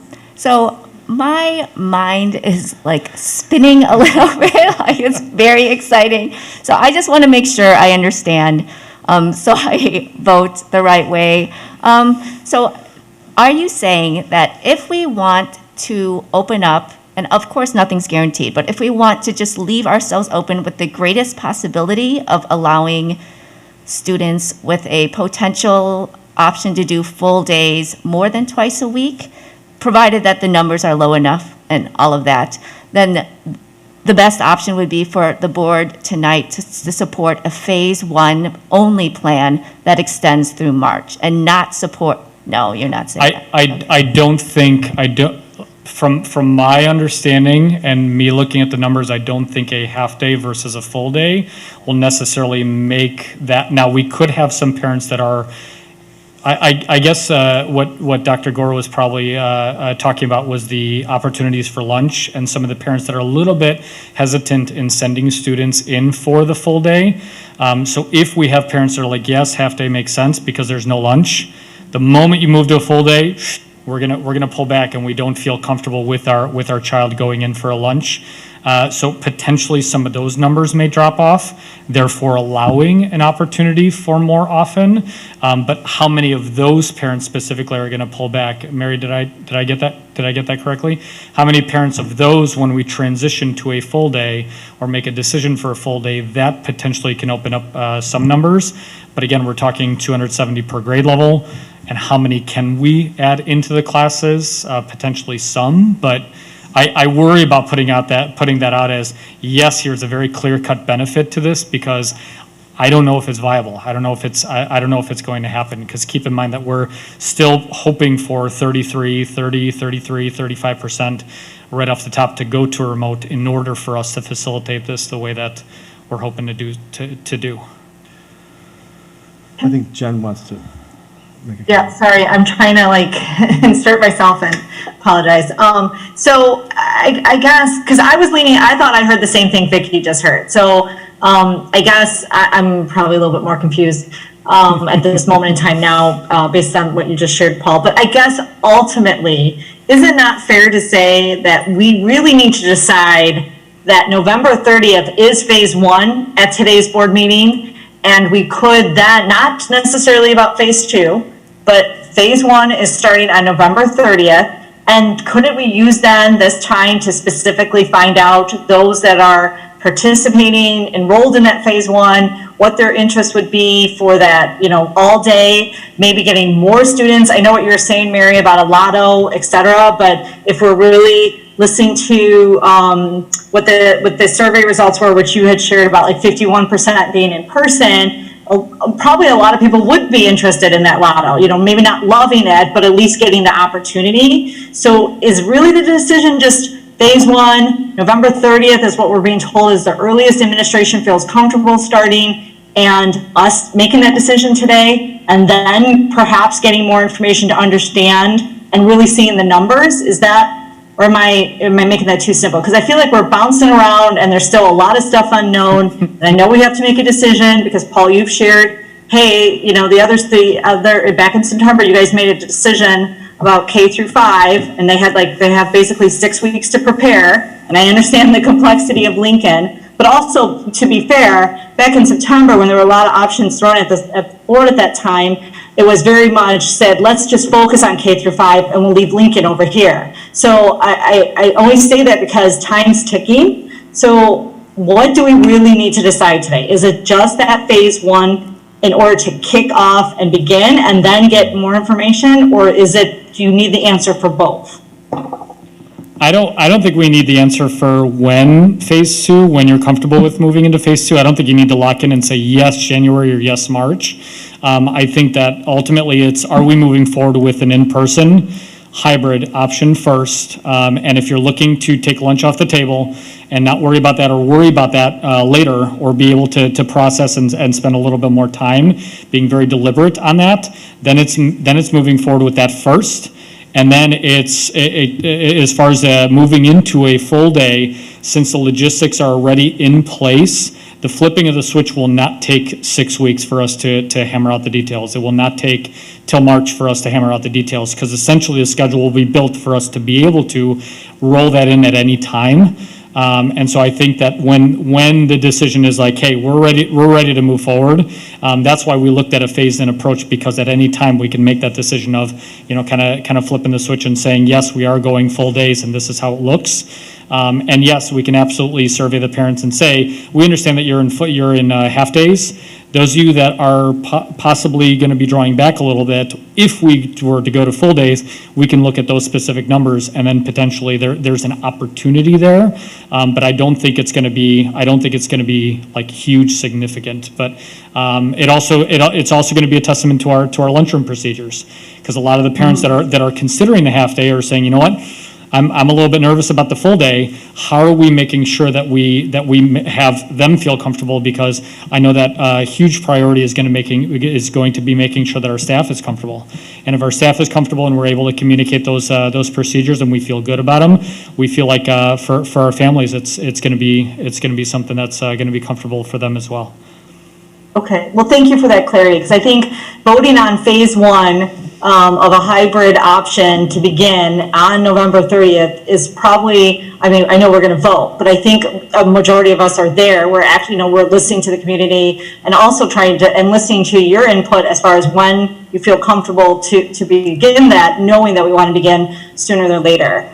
So I think that by that, by deciding on that, that's I think one we'll be able to kind of quickly get decided today. The only other thing just to call out is that, I appreciate everyone's efforts. I know this has been, obviously, a lot of time and effort put in to get this right, but I do agree with a lot of the community comments regarding this is going to be here a long time. Like we've heard, we've heard that. Whether it's even them advocating for remote, they've also said this is going to be here for a long time. So, I think we've got to continue to think about what does that mean, because, hybrid option is a good start and probably the right start for us. But then how do we, once we get more information, how do we kind of get to that next level? Because we can't, be in hybrid for multiple years. Although that sounds like a lot, at the very least, they're saying through next year. And so that's potentially another school year that we're going to have some options here. So we really got to try to work this out. And I know you guys, I have 100% confidence in your creativity and your, working with other communities to understand what they're doing, just like you laid out for lunch and trying to figure that out. So I appreciate all the effort, but, we do need to kind of work through that. So, I just think we need to be conscious of that as we make decisions as well, because this is not short term. By no means, and we've lived it now for 7 months, so I think everybody kind of gets that. Yeah, I don't think anybody was thinking that it was just going to be remote for years and years and years. I don't think I've spoken to one educator that wants to stay in remote for their entire career. So I totally get it, and I also think that this is an opportunity to move forward and say, okay, how is it that we can try out some of those things, try them out safely. And continuing to reassess and reevaluate, but potentially there are some future opportunities that can definitely be explored and see how it is that we can continue on. But I do know that a lot of districts again are in the same boat of let's start out with some level of hybrid and kind of going from there, but making sure that we're continuing to reassess for potential opportunities. Okay, real quick now, getting with what we were just talking about. If we put it out there though as phase 1, that's what we're starting with, and our goal is to keep that for March, whatever people choose, it's going to be till March, whatever the date is, I can't remember. Wouldn't it also, they need to know that the phase 2 could potentially be coming before that March 30th, and that they could be in there for the lunch period, so that we might still not have the numbers. You won't have necessarily maybe the people who do just want half day, truly half day, because they know, oh, wait a minute, they are going to be going to full day, because we can't just, because we've decided we're not going to do a half day all the way to March, because then you're asking people every other month, where do you want to be? And you can't really have that. So I need to know also when we're putting this out there that we're saying our half day will turn into a phase 2 full day before the March 30th. That is what the intentional goal is, correct? Well, maybe not.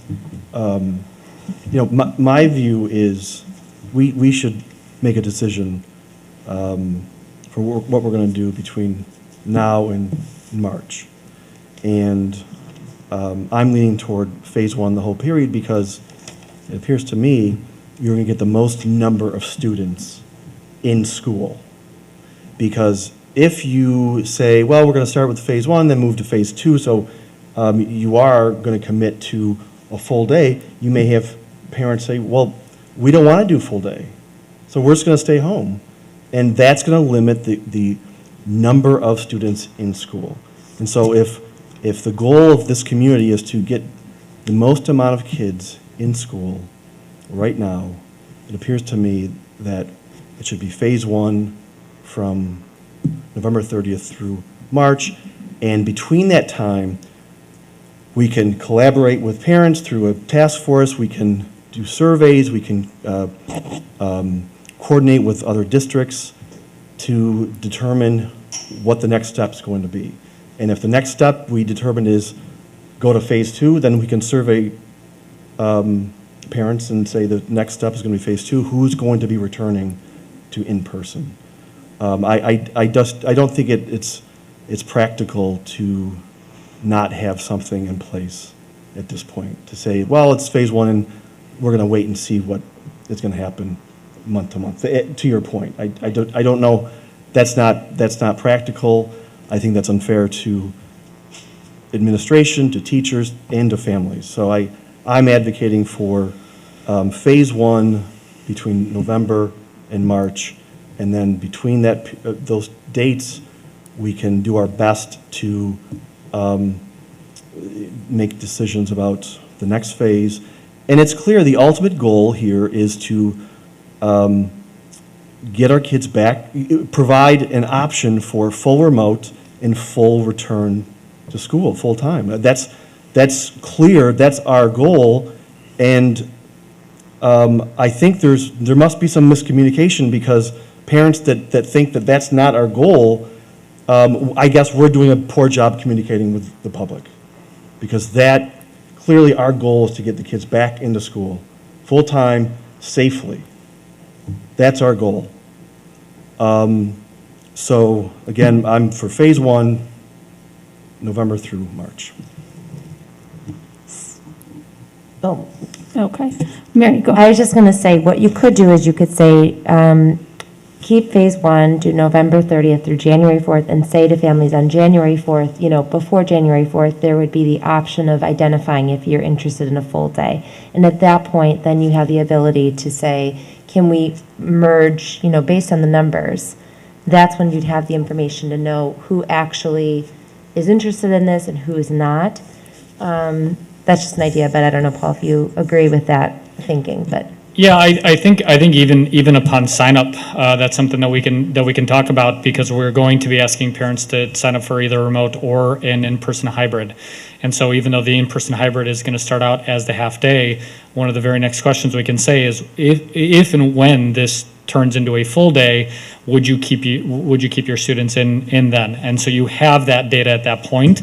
Now, obviously, the data can shift as well, because people get used to it, processes, procedures, like it feels safe. It's something that they want to continue doing. And when those when that decision, or when the conversation comes up with the board on when it is that they want to look at a full day, then we can have those numbers and say, here are the ones that are still that potentially are going to drop off, and say, no, I don't want a full day, but here are the numbers that want a full day, and is this a viable option at this time? So I think keeping that door open for yourselves allows you that opportunity. I think what we're looking for is we're looking for a commitment for the remote and the in-person. Because the moment that we dance between those lines, that has staffing implications. So that's why we really want to be able to say who is going in the building and who is specifically staying remote, for us to be able to establish saying, yes, here through third quarter, we know here's who we can allocate staff and potentially hire staff to be able to help out with this model. But for us, Oh.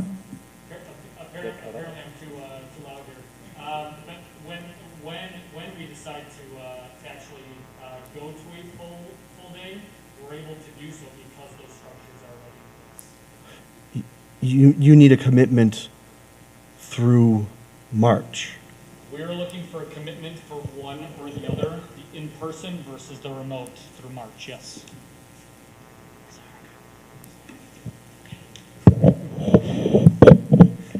There we go. I think maybe that explains my question. Sorry to jump in. I was confused about how we got to March as being kind of the end of things, right? Because the plan as proposed was half-day hybrid until January. And so I don't understand why January can't still be the cutoff. But what I'm hearing you say then, Paul, is it's not so much a cutoff as between, or a decision to be made as between half-day hybrid and full-day hybrid. What you really need to know is how many people are full-on staying home, staying remote, and how many people are interested in some level of an in-person experience. Is that accurate? Yes. So when we know which students are definitely not entering the building and which ones have an interest in entering the building, again, with phase one, or if the board decides the phase two, but the idea is as phase one for us to kind of roll things out, then the board can decide, like, you don't have to decide right now that January is definitely the date that you want to phase it in. That's up to the board, but that can happen at any time between now and March. But what we're looking for is if we are dedicating staff to remote teaching, we want to make sure that we have that staffed and fully functional. And that's going to be part of the challenge, is making sure that we have those numbers down. If we have those numbers down, then our plan is not necessarily married to January. If the board decides, you know what, we're going to wait till the end of January and maybe wait after the winter break and see how things go and continue with the half day after that, because the 2-week holiday break is a little bit concerning. We're concerned about the numbers, and we'll reevaluate the numbers there. And at the board meeting in January, say at this time we're going to move forward with it. We can sustain a change substantially faster going from half day to full day once we have that commitment to the hybrid model. Okay, but the concern, it sounds like, is that there may be a contingent of people who express a preference for in-person learning based on the provision of that half-day model to start. And if we were to get to a point where we offered a full-day hybrid option, some of those people might drop back into remote.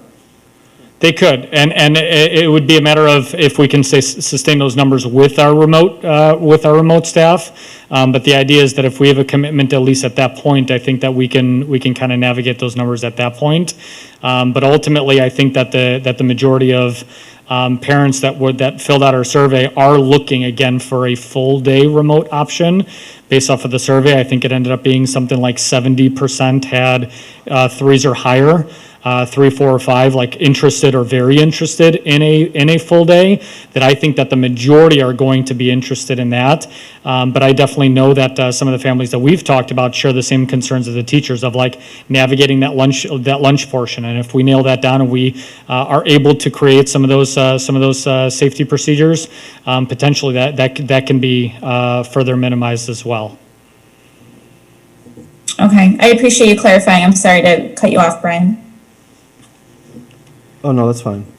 So if the numbers are there for people who choose this hybrid plan, and let's say the majority would prefer then that full day, and let's say of that hybrid plan, people that go in, like 15% say, you know what, I'll continue with the half day, but if you guys do decide to do full day, we're out, we're back to remote.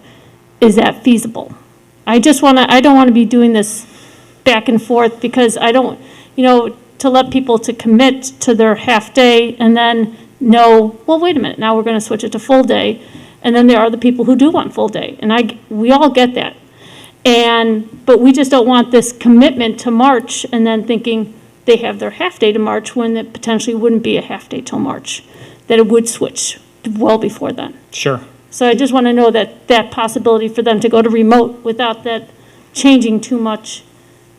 Yeah, that's difficult to say, to be perfectly honest. I think that for me, if the selling point was how is it that we can get the commitment, would be this is a half-day model with the intention of going full day at some point, so that is down on there. But then again, I do know that some families that I've talked to, they said, so if you guys go full day, can I just pick my kid up for lunch every day and avoid the situation entirely? And I was like, absolutely.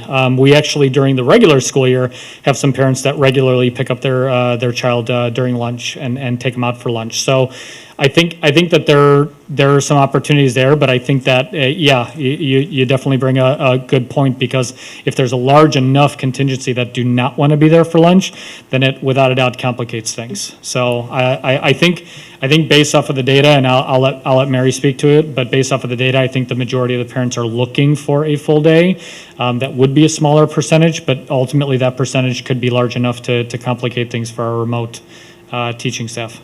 I think we'd want to be conservative in our speculation, and we would say if you are a family that really only wants a half-day model without lunch, You would, of course, have the option of avoiding lunch, as Paul described, by picking up your child if you can do that. I think a lot of families can't do that every day. Also, you could comfortably expect that your child could live stream in the afternoon. Whether or not they could join a full remote section would really be driven by our numbers at that point. So if it was determined to be January 4th as a cutoff, we'd have to really look specifically at that child's afternoon schedule. For example, as an example of, let's say their afternoon was when they wanted to go home, we'd have to say what fits and what spaces are available for remote. Because understand too, we have contractual obligations for class sizes, so we couldn't just have unlimited numbers go to remote, let's say 60 per class, just to be extreme. So we can appreciate the question, and I think it's realistic to say that that would be a preferred model because remote has the undivided attention of that teacher, but I would be careful not to make that guarantee up front, saying that we could in all cases accommodate a remote assignment and an in-person half of your day. Because what we don't have right now is a model that says you can pick any combination of these things. Essentially that's what we're saying. You can be an in-person student in the morning and a full remote learner in the afternoon. You can be a full remote learner all day, or you could be an in-person learner all day. I would love to be able to say we have that guaranteed because I think that would be making everyone happy, really. But the limitations that we have are staff limits. We don't have unlimited numbers of staff and spaces to run those models within 6 feet. So I hope that clarifies for the board that it may be possible, but we don't want to take the stance of a guarantee of that. Okay, so you wouldn't put out there that, if you want to be in person, the hybrid, that after, when we do go to full day, if you choose to stay hybrid, you can still stay your half day and then go home? Because are you still going to be doing the way the scheduling is, the way, in the morning, it's 1 through 5 on Monday morning, then it's 6 through 10 on Tuesday morning? Yeah.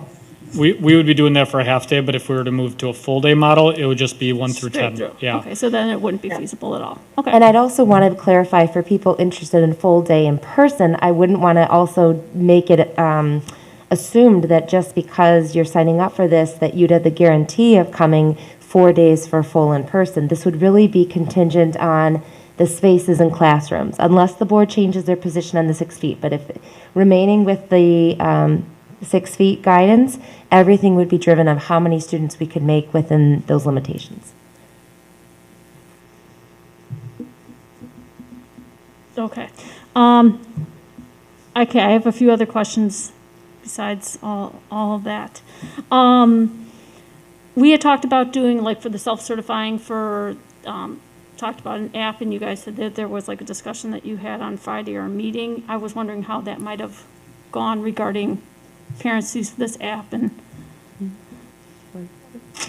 And so yes, we did review different options, and we're in the process of making a recommendation that we're ready to recommend an app that would include a visitor management system as well. So this app, they're all pretty expensive, but we thought it was important to go with one that has more utility in its services to the district. So in addition to having a certification process for students each morning with their families at home prior to the child coming to school, we could also incorporate visitor management and making sure that any visitor to our buildings, their IDs are run through state databases for sexual offenders and such. Okay, that's good. Also, there was a parent who had emailed about this SHIELD program, and I said he had talked to Adam about it. I had looked up a couple things on it, and they were hoping that it was going to be available in October. It seemed like Peoria, one of the school districts, that's the only one I saw that might have been signed up for this, and that the cost range would minimally be $100,000 to $150,000 because the testing is $20 to $30, and from what I saw, it was a minimum of 5,000 tests that had to be used.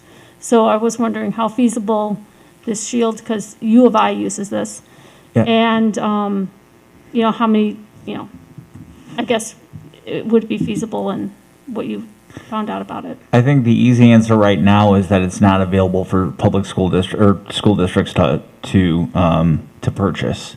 So is it a viable option at some point? It is rather expensive. I know the group of parents that approached us, said parents would be very willing to front the cost for that, but it still is. It's a decent amount of money, and whatever kind of hybrid option or in-person option we're talking about, we would be talking about testing similar. We'd be testing multiple times, a week or every other week. So, but the long story short is that it's not available yet, but it is a possibility in the future. As we all talked about, this is going to be here for a while, so definitely something we will continue to consider and monitor. Okay, and this is another added thing. As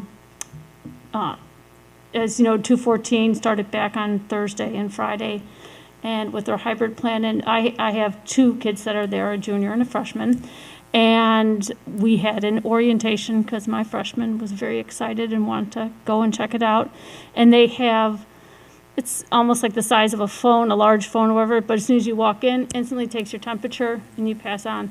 I don't know if that has been, I'm just addressing this to you guys now, so I don't know if this has been looked into at all as a potential at entry points to have this type of device. Literally, you just stand there for a second and it gives the green and the temperature. Back in the summer when we were first talking about bringing all students back in, it is something that I investigated, and my counterpart at District 214 had the conversation. But again, it is, it is expensive. Not that that's the only reason not to do anything. But when we talked about moving forward with self-certification and staying away from temperature checks, we have not looked into it further. But I'm aware of it, and and that could still be on the table. I guess if you could see how much cost effective it would be, or how much it would cost to potentially put it at It's like each unit's like several $1,000s. Okay. So you put one at every entrance of all the buildings, Okay.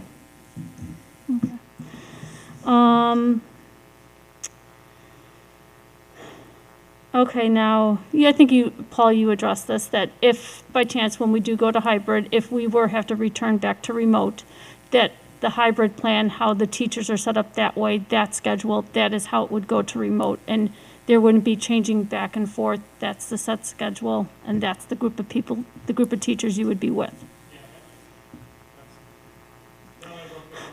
That's correct. As far as like reverting back, it does have our schedule would have, since we're on sticking to a regular bell schedule, for us to be able to revert back to a remote setting, or remote schedule would be easy to. And they would stay with the same teachers, and that wouldn't be changed. We would not reshuffle students a second time. Okay. If we do end up hiring new teachers, are we trying to divide them up between in-person and remote, or are they specifically going to be for one group? Because, to have all new teachers for one specific section would be a lot. Yeah, we would be prioritizing, seniority, as we talked about in the past. First would be filled with medical accommodations, second would be preference, and then seniority would be third. And then because Lincoln requires correct certification of employees, we'd be making decisions about how to assign teachers to what teaching assignments. But absolutely, we would make decisions about what's best for students as a driving decision, about how we'd staff. Because we'd want to make sure not only students have great, knowledgeable teachers, but also those teachers are supported coming into a position at this point in the year. Okay, and you also said that, you might get a better turnout of teachers since they graduate in December. So, but you'd still have to hire them no matter what, half day, full day. So that doesn't matter. And just to clarify too, we would only hire if we weren't able to fill the positions internally. So we wouldn't assume that we'd need to hire. This would all be, but we would be keeping positions open if this is approved to gather up potential. And do we, how the Cook County has the travel ban, and, if people go to certain states, they have to quarantine. Are we doing that at all? Because we, of course, have Thanksgiving, and then we have the winter break shortly right after that. are we requiring that? And if, trusting people in that they do what they're supposed to do, I would be more inclined to do the half-day longer anyway, just so we don't have to worry about the massless time because of, people do go out of town. I mean, it is the holidays and keep a little bit of normalcy somehow sometimes. So do we have that requirement at all that we're, even with teachers, if they were to be in person, are they, please don't go to these states? I defer to Sarah Taberski to speak to our process for this topic. So at this time, we are not tracking whether staff or students are traveling out of state or to other hotspots. I would discourage it. That's certainly the message that we're giving to our staff as far as the travel, but at the same time, that's not something what we're going to be policing just because, like you note, Eileen, it's difficult to make that exception during this time. So as with travel, as long as people are abiding by safety procedures and wearing their masks, I think it can be done safely, but certainly something to be aware of as families are planning their trips.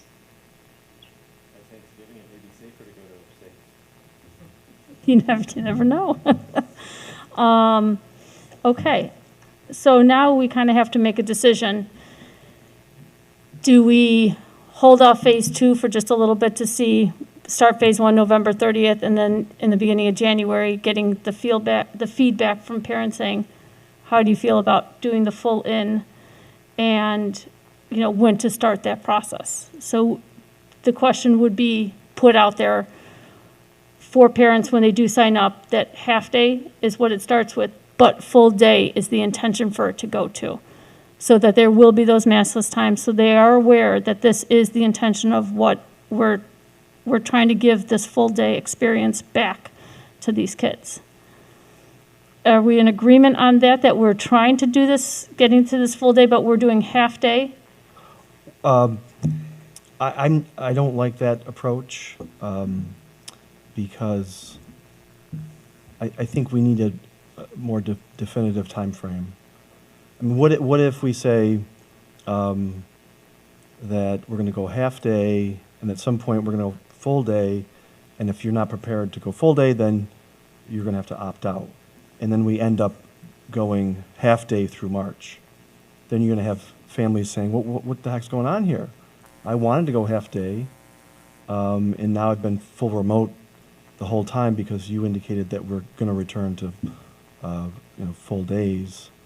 I like the idea of voting on going phase 1 and then doing a survey in January asking parents, if we move to phase 2, will you at that point choose full days or remote?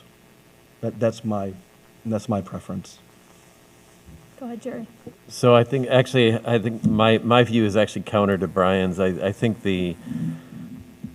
telling parents that we're putting in place a half day, that full day could come as early as January 2021 would be my approach. Because contrary to the half day approach, just having lived through the middle school years with the kids, I feel like the full day, given the additional math and science, the additional math hours that we've tried to put in place, trying to really get the right schedule for the kids. I feel like when they reach the middle school years, it's not chopping up the day with the half days it's not as optimal as, one side, maybe you get some more kids in the school, but I do think you do trade off somewhat on the experience. So I think just being straight with people that, and actually going out and asking them as soon as possible as to their intentions if a full day is available. I don't see any reason, honestly, to wait till January to ask them that question. I I think we vote on the plan, we say that it's as early as January, and ask them their intention now. That if this was January, what would you, what would be your preference? I think having the feedback as soon as possible is better for everybody, because the longer we let things linger, there's more flux, and there's going to be more frustration. I think just being clear and getting the information is better, not only for the parents, for the administration. Everybody can just start to move forward, and I think it's better for the kids. I do think the experience is going to be a better one for them, from an educational and preparation for high school. If we're going to move to phase 2, then I would be for moving to phase 2 immediately. I don't understand doing phase 1 for 3 weeks and then transitioning to phase 2. It really makes no sense to me.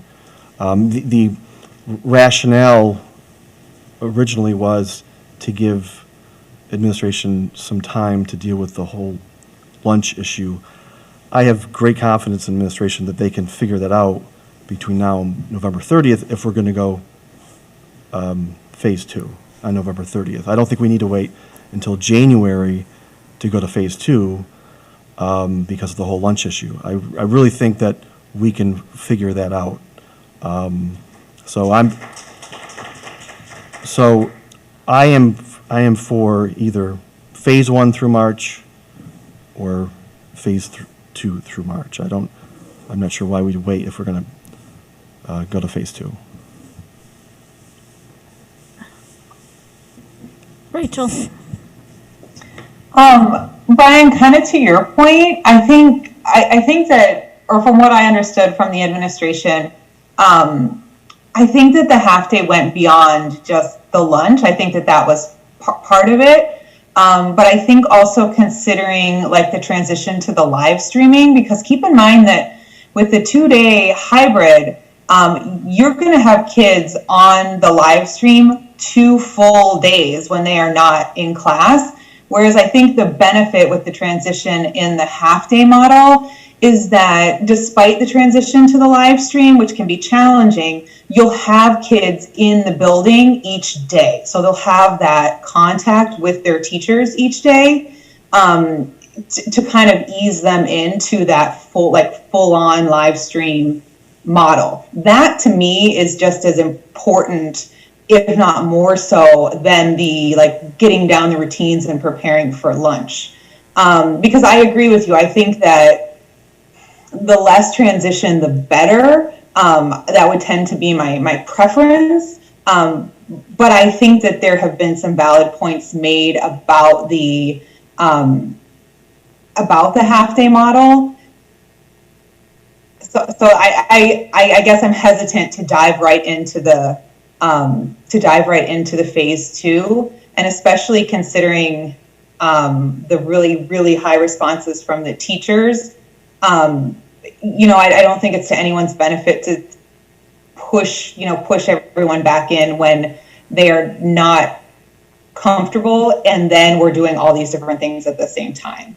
So I see your point, but I think for me, the half day through January, and I agree with Jerry, I think the more information we can get and the sooner we can get it, the better, because I think it will help everyone plan. But I would still be in favor of having the half day for the several weeks that were proposed.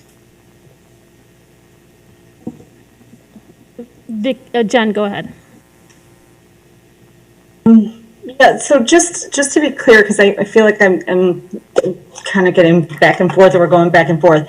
I agree with initially starting with the half day, but what I thought we were saying earlier, and again, maybe I'm incorrect, so I'd love clarity on this. But I thought we were saying earlier is that once we had decided remote or half day on November 30th, those that were half day, then we would also, as early as possible, pulse those families to understand which would be interested in all day, potentially, and depending on that percentage, be able to potentially, and I know this is like no guarantee, but kind of some type of by offering potentially both models. I thought that's what we kind of said, because we're in one breath, we're saying we want to protect the remote, which I completely understand and agree with. But then we're saying, well, those who are interested in half day are not as important as those that are, and I know, Mary, you had said like it's challenging. We'd love to offer all three options, and we necessarily can't at this moment in time. But I thought by us going into half day initially, pulsing to see who would be interested, what is that percentage of students that would want multiple days, all day, regardless of the mask lunch option, and we could throw a whole bunch of options at them, then we'd be able to potentially have all three running successfully. Is that not like kind of what I heard? Because I thought we said the numbers might play out, that we could potentially even get more students in the building at longer times potentially, if that's what they wanted. Is that true? Or am I hearing it wrong? It's mostly true, but the kids whose families select staying in half day wouldn't have the guarantee of coupling their remaining half day with remote learning. They may be required to do live streaming for the other half of their day. Yeah, and that's okay, but it's still protecting, like those that are passionate about half day are like, I want to give my kids some experience, I want them to have interaction in the building with the teachers, but I don't feel comfortable because of lunch or whatever. Maybe it just works out with their logistics schedule, I honestly don't know, but it still gives them that option. So that's where I was leaning towards. We're starting half day. We're going to get all this information. And to everyone's point, maybe we can January 4th, maybe it's January 15th, whatever that date is, but we could still protect the hybrid, which is why we would vote for it. Because it would ultimately help those that are interested in all day to get potentially them more of those students in the building, depending on how this survey is responded to. That's what I thought we were doing. Yeah. I don't know. Based on our survey data right now, I think we speculate that it'll be the anomaly for parents to say, I want to stay a half day only. So you almost could reverse it and say, sign up for this with the commitment of a full day when phase 2 is determined. If you're uninterested in a full day option for your child because of the maskless lunch, please indicate that by this date so that then potentially we could open up spaces in a deliberate fashion to people who want increased full day options. Because our data doesn't suggest that we're going to have a large demand for half day only, but really, we don't know for sure how people are going to enroll until they have that option. But I think we'd be more comfortable to build our plans around what we know, which is a demand for full day. And the live stream option is still out there. I mean, the accessibility for anybody that signs up for half days, they're going to have accessibility on that. So if a family decides that it's best for them to be in person in the afternoon and not in the morning, and they will only live stream in the morning with their staff or with their teachers, and then they have that they have that availability to be able to connect that way. I think that if you're looking for a hybrid and an in-person, a remote and an in-person, that's not a feasibility, but there is definitely accessibility. And let's say a student just is under the weather or didn't sleep very well or something like that and needs that accessibility. Live stream is still appropriate. It's still feasible for them to be able to connect that way temporarily and then be able to pop back in. So I think ultimately when you make that determination of like who is comfortable coming in for any capacity, and then who is not comfortable coming in, and being able to delineate that for staffing purposes, and then in between there, if people want to look at it a little bit differently, the live stream, the access to those teachers is still going to be there. So if you chose, I mean, I think one thing. Oh, sorry. I was just going to say. I think one thing we need to think about too is, I know we made the decision on K through 5. I don't know if that's gonna, that's supposed to kick off November 9th. We're gonna make decisions throughout if that's gonna change. But we do have families that have students in all the buildings. So I think there's also an advantage to half day potentially at Lincoln, especially depending upon the parents' situation, wanting to have the older child home potentially with their younger students, if it mirrors, the other schools. And then when I, and I know this is just, like a pulse, but when I talk to other families, a lot of them felt very comfortable about half day and said that they would reconsider if it was full day. So I do think there's something there. I know it maybe didn't bounce off the report initially or some of the survey because I think we didn't word that question right. I think it's really critical. We weren't asking that question, so I'm not saying we didn't word it right. We didn't ask that question in that aspect. But I think if you do, you might be surprised by kind of the answers, because when I post people, there is a difference of comfortableness, at least at this time.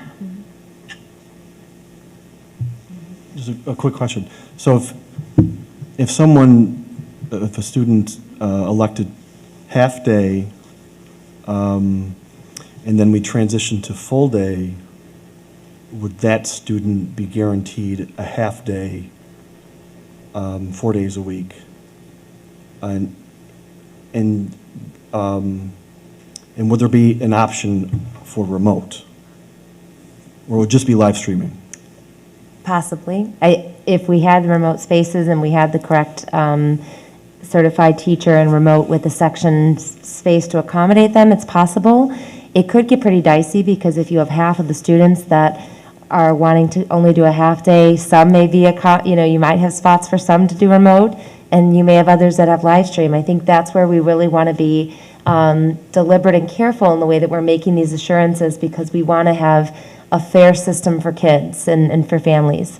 So it is possible we could accommodate that, but the factors that would have to be considered would be, what is the class, what are the remote section numbers, what is that child's schedule, and how many kids also are having that same request. And so all of those decisions will have to go, or all of those factors have to go into account. Okay.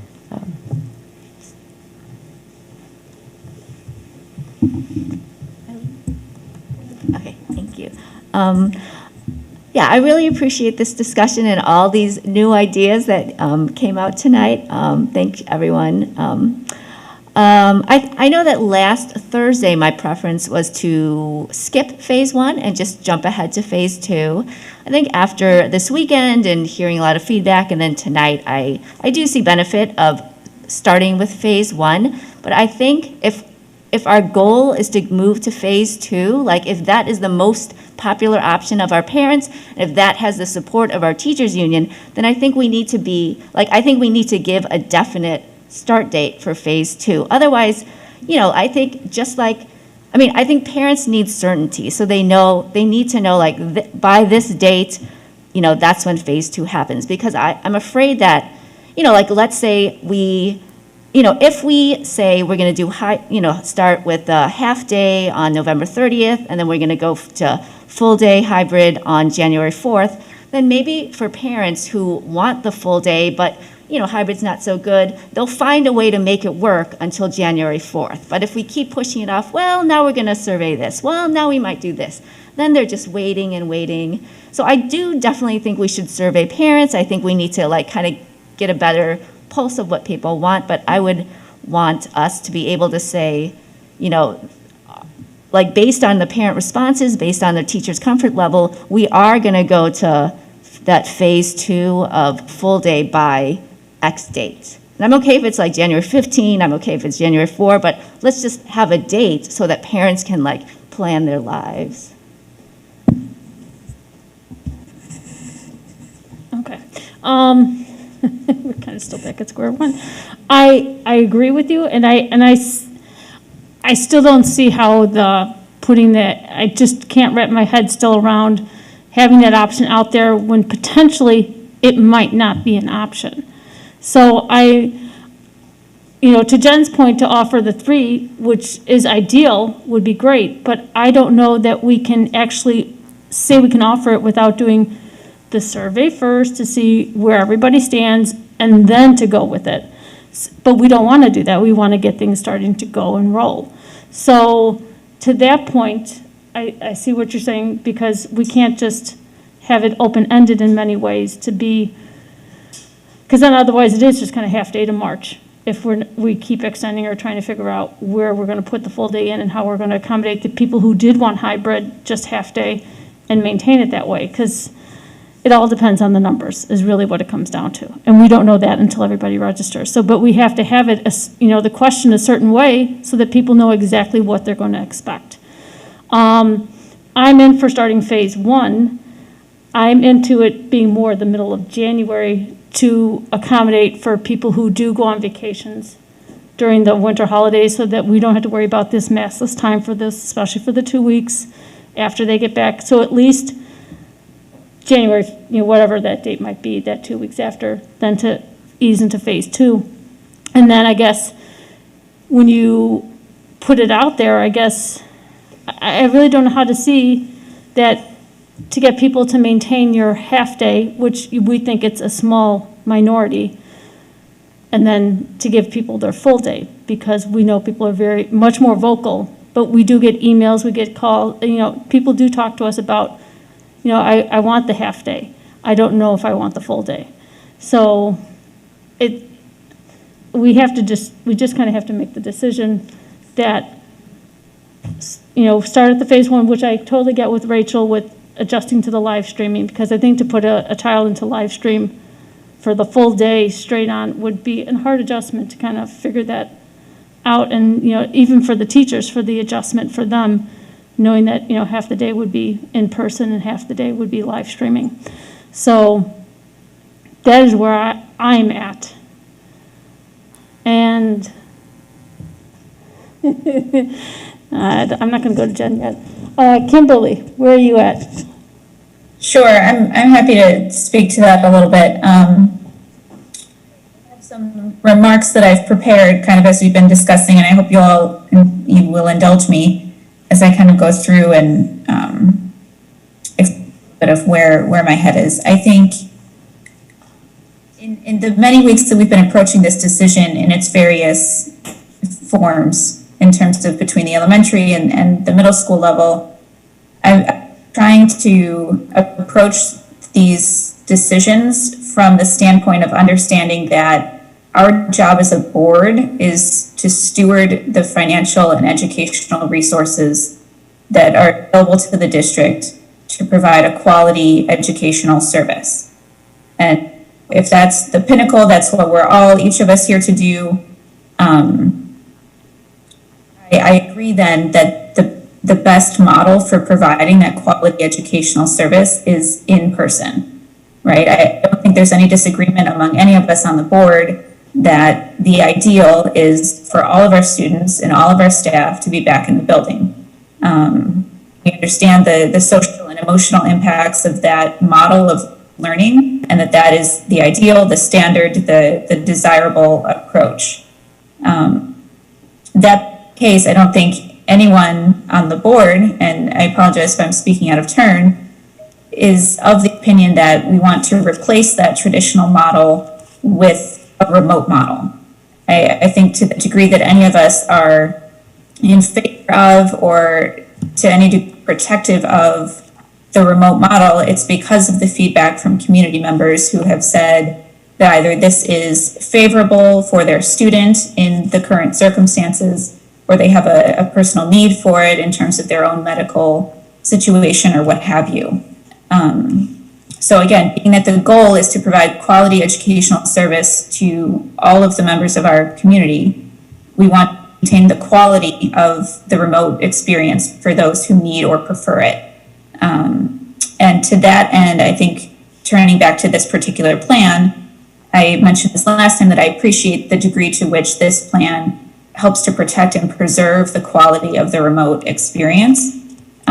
And so to that degree, I'm in favor of that portion of the plan that's been proposed.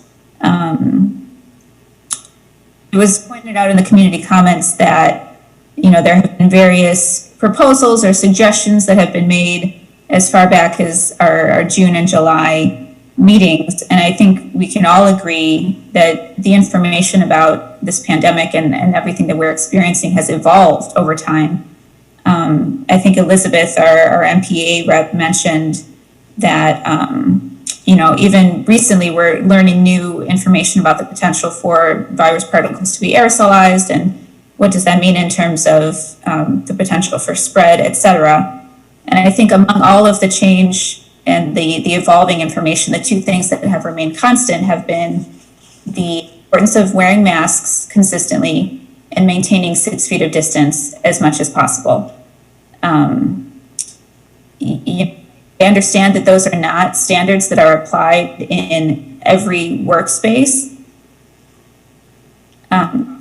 or other settings, like medical settings, to be implementing different rules, right? And I think for me, remember, and I believe for all of us as a board as a whole, our schools are not healthcare settings. Our schools do not have the level of filtration or other protocols in place. To me, it makes the most sense then to follow the most conservative guidelines until there's more information available that we can trust with greater certainty. And again, certainly there's a wealth of information available. However, it seems to change and evolve. My comfort level is in sticking by those guidelines that have remained consistent over the course of this experience. And so that leaves us then, if we say the things that are most important, the masks and the 6 feet of distance, this leaves us with returning to some hybrid option. And I hear everything that's been said from the community and from some of the board as well about not wanting to kind of vacillate between two different models to limit the transition, right? I think all of us have been through a certain level of mental health shock as far as the transitions that we've been forced to experience throughout these past several months. And I'm very conscious of the impact that has on our students also. So certainly I want to be aware of that in making decisions. However, I do think, again, because the focus has to be on the quality of the education, I do think that there's value in giving our staff the time to train up to make this live stream portion of the experience that much more effective. And I think we've seen the benefit of allowing that time in the difference between the remote learning model that we're in now as compared to the remote learning model that we had in the spring. With all of the additional professional development that teachers have been able to benefit from, I think have really made that remote learning model the success that it is. And that's understanding, right, that it's not perfect for everybody. In fact, I venture to say it's not perfect for anybody. But to the degree that people are having success with it, I think that's because we've invested the extra time and the extra support for the staff to be able to train. And I would like to see the same for any kind of live streaming experience. So all of that being said, I appreciate you indulging me. In terms of voting, I would be in favor of the plan as proposed, which is offering an option for remote and in-person learning beginning at a half-day hybrid level with a phase 2 to begin as soon as January 4th. And that last piece, taking into account administration's recommendations and feedback as far as, the majority of people wanted full day anyhow, it seems safe to me to plan for that being the eventuality. To the degree there might be families who only want a half day, then they'll have to decide either stay remote, because we will be going full day eventually, or perhaps experience the half day for that 2-week period and then decide at that point. Long story short, I would vote yes on the plan as presented. Okay, thank you. Jen?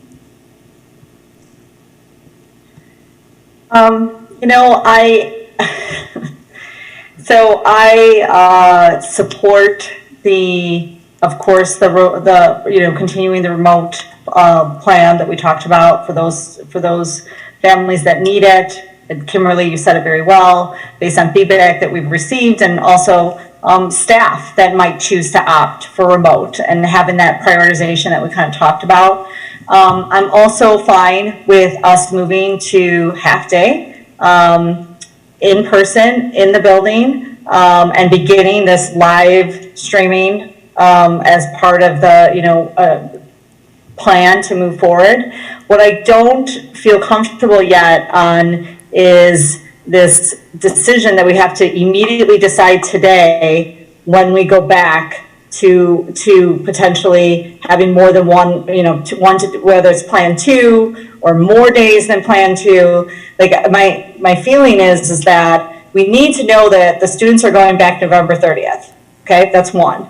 We need to know that they're going to go back half day, which has already been recommended, and it seems like we're most aligned. What I can't figure out is why we can't, in the next 2 weeks, understand if there is any difference between those that are hybrid, who want hybrid, and those who would want to be full day as much as possible, with all the risks that occurs with that, and make a decision in 2 weeks. Like I don't understand us deciding today, January 4th or January 15th, like there's a lot of things thrown out here right now, without pulsing the body and group, because I feel like we're going to once again be in this situation where we're not getting the feedback as much as we can from our community and from the parents that are going to be most affected. So I guess from my perspective, of course, yes, I want those that with the school saying they could support in the safest way possible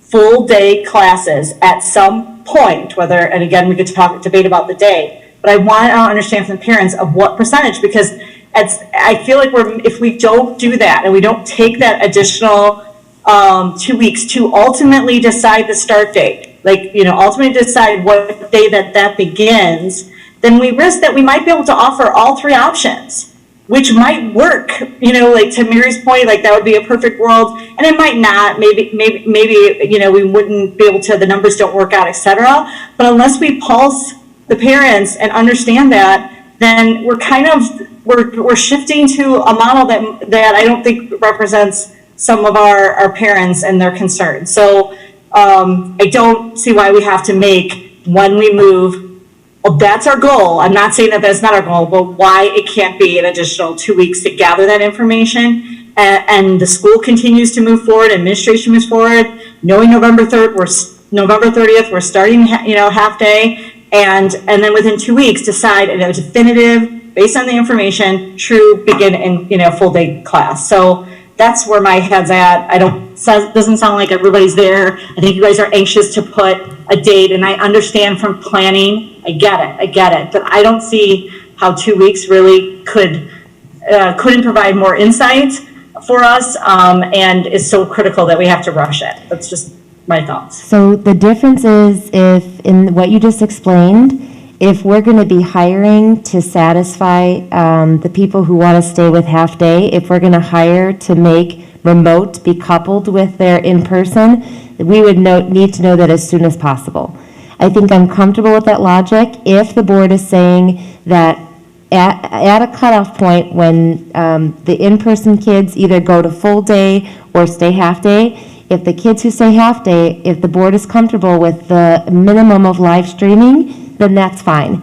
But if the board's expectation is that opportunity becomes available for a half-day attendance and as coupled with a remote, we need to know that as soon as possible so that we could staff accordingly. So as long as that's clarified for us, I think we can plan accordingly. Mary, that's what I support, because your original plan for half day had the live streaming for the second half. So I have no expectation that the half day is then coupled into remote, because that was not my expectation. And if that's the case, it's very easy for us to accommodate that. Our model is built essentially for that. So from a logistical standpoint, it doesn't put any challenges for us as a school district in making that change. And for that matter, we wouldn't even need to survey, other than just for knowledge of what additional in-person options could be available based on the number of families who choose half-day at that point. But we wouldn't be hiring differently, it wouldn't affect our remote learning sections differently, because as long as that, the guarantee would be saying, at said time, you will be having the option for your child to remain half-day and live stream the other half, and other families will have the option to go to full day, then we could easily plan accordingly, and if there are spots available, fill those. That's kind of how, that's what I'm hearing, but. Yep, that's exactly what I'm saying. My point only is, let's not decide today that date for the full day until we pulse to understand, unless you feel like that you don't need that information. I felt like you did, just to be able to understand what percentage would be for the full days. But I think we're saying the same thing. Maybe not. I think so. Me too. I don't know. Okay, with that in mind, I am very much in favor of that, because that does give more opportunity for more students to be in the school if we are being able to allow getting half day and full day. So I'm very much for that, and then finding out how many parents want one or the other, and then setting that full day back in school 2 weeks later. I'm very much okay with that. And I just think with that, the clarification to administration that it is live, if you opt for a half day, the rest of the day is live stream, you're not going to remote learning. Just to make that simple, that's the rules that, and just, we be explicit about that when we survey people, that this is what you get if you go. So that way we can plan, because I think that's the key, is that everybody needs to start, we need to start working towards a plan. And yeah, the date can be flexible, and I think it's great if we can do that. But I think just adding that element so that it's clear. So for those that chose half day, when we transition to full day, nothing would change for those that elected to stay half day. They would still get 4 half days in person, because. Yeah, the only challenges that potentially can come up is transportation, if they're leaving during lunchtime, and how that occurs potentially. And then the other question mark is, right now we have like 1 through 5 on Monday and 6 through 10 on Tuesday to kind of bounce back and forth. We would be going straight with a 1 through 10. Regular every day. So as far as like if they're coming AM or PM, that potentially could shift as opposed to the cohort. But as far as the availability or the accessibility, if it is a live stream option when they're not in the building, nothing changes on our front. But if you're going to a full day, it's only 2 half days. You're correct, because essentially you're moving from cohorts A having 2 in person, 2 live streaming, and 1 full remote. So that would be a difference in phase 2. People who want a half day would only have 2 options for the half day. Okay, so I would be opposed to that. I think that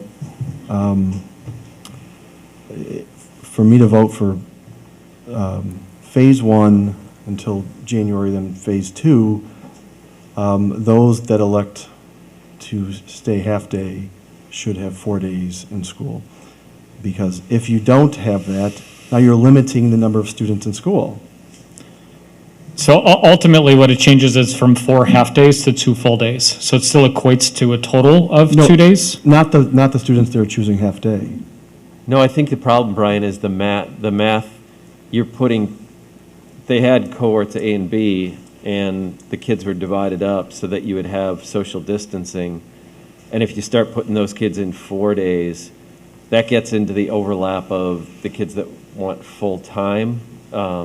You start to run into the same math equation that you're starting to cram more kids in. The A kids are now there on the B day, or the B kids are there on the A day. And we were kind of putting that off to a separate question of overlapping the kids. I think you have to keep them. If you're an A and you want half day, you get 2 half days, or you get 2 full days, or you remote. There's 3 choices. Because then you're introducing a 4th. The problem there is the kids who choose to continue half days. Now they're doing live streaming. So the way around it is keeping the half-day schedule as the full schedule for the full day. That would be the way around it. If you kept, the phase one master schedule and when it went to full days, right, because we'd have to work on it, but yeah, our plan is not completely adept for the scenario of just wanting a half day when you go to phase two. To your point, the simple answer is that we'd have to really look and see how we could accommodate it, but as it stands right now and as we've scheduled, you would have 2 half days, and which makes it all the more likely that people probably wouldn't choose that for those reasons unless we could offer some alternative to having more half days in person. And the example can be run like this. If Maria and I are in the same cohort and we are in person Mondays and Thursdays, I decide to be there all day Mondays and Thursdays. She decides to be there half days on Mondays and Thursdays.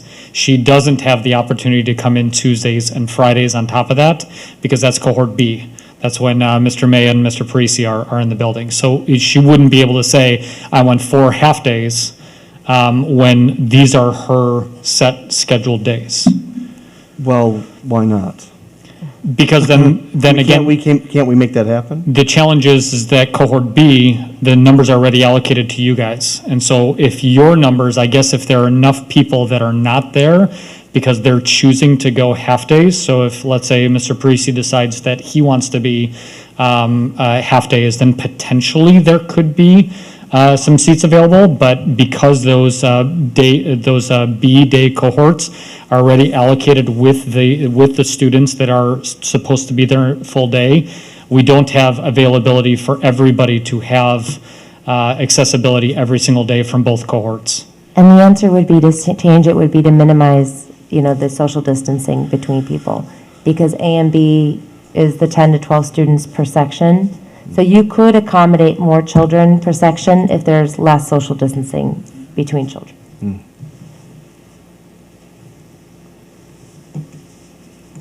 So that student would be live streaming, say it was cohort A.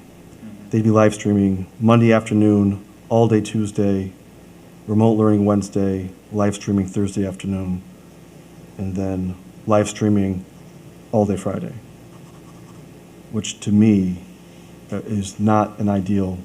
It is not ideal. It's probably the worst case scenario for a student. So I can't imagine families choosing.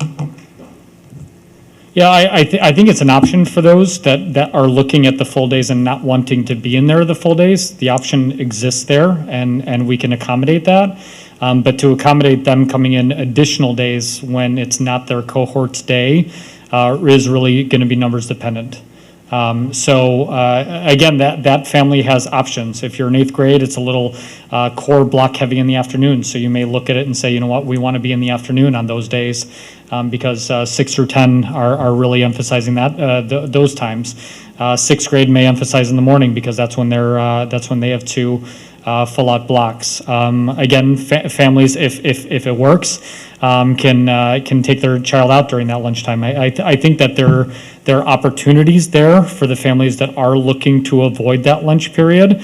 But unfortunately, giving them 4 half days on the days that they're not in the cohort, that poses some pretty significant challenges. It's just an additional opportunity. We're not. Again, I don't think that there are going to be a significant amount that are looking at that as wow, that's a great option, but it's an option for the ones that are adamant on on the days that we are in, we do not want to be there for lunch. You don't have to be. Mm-hmm.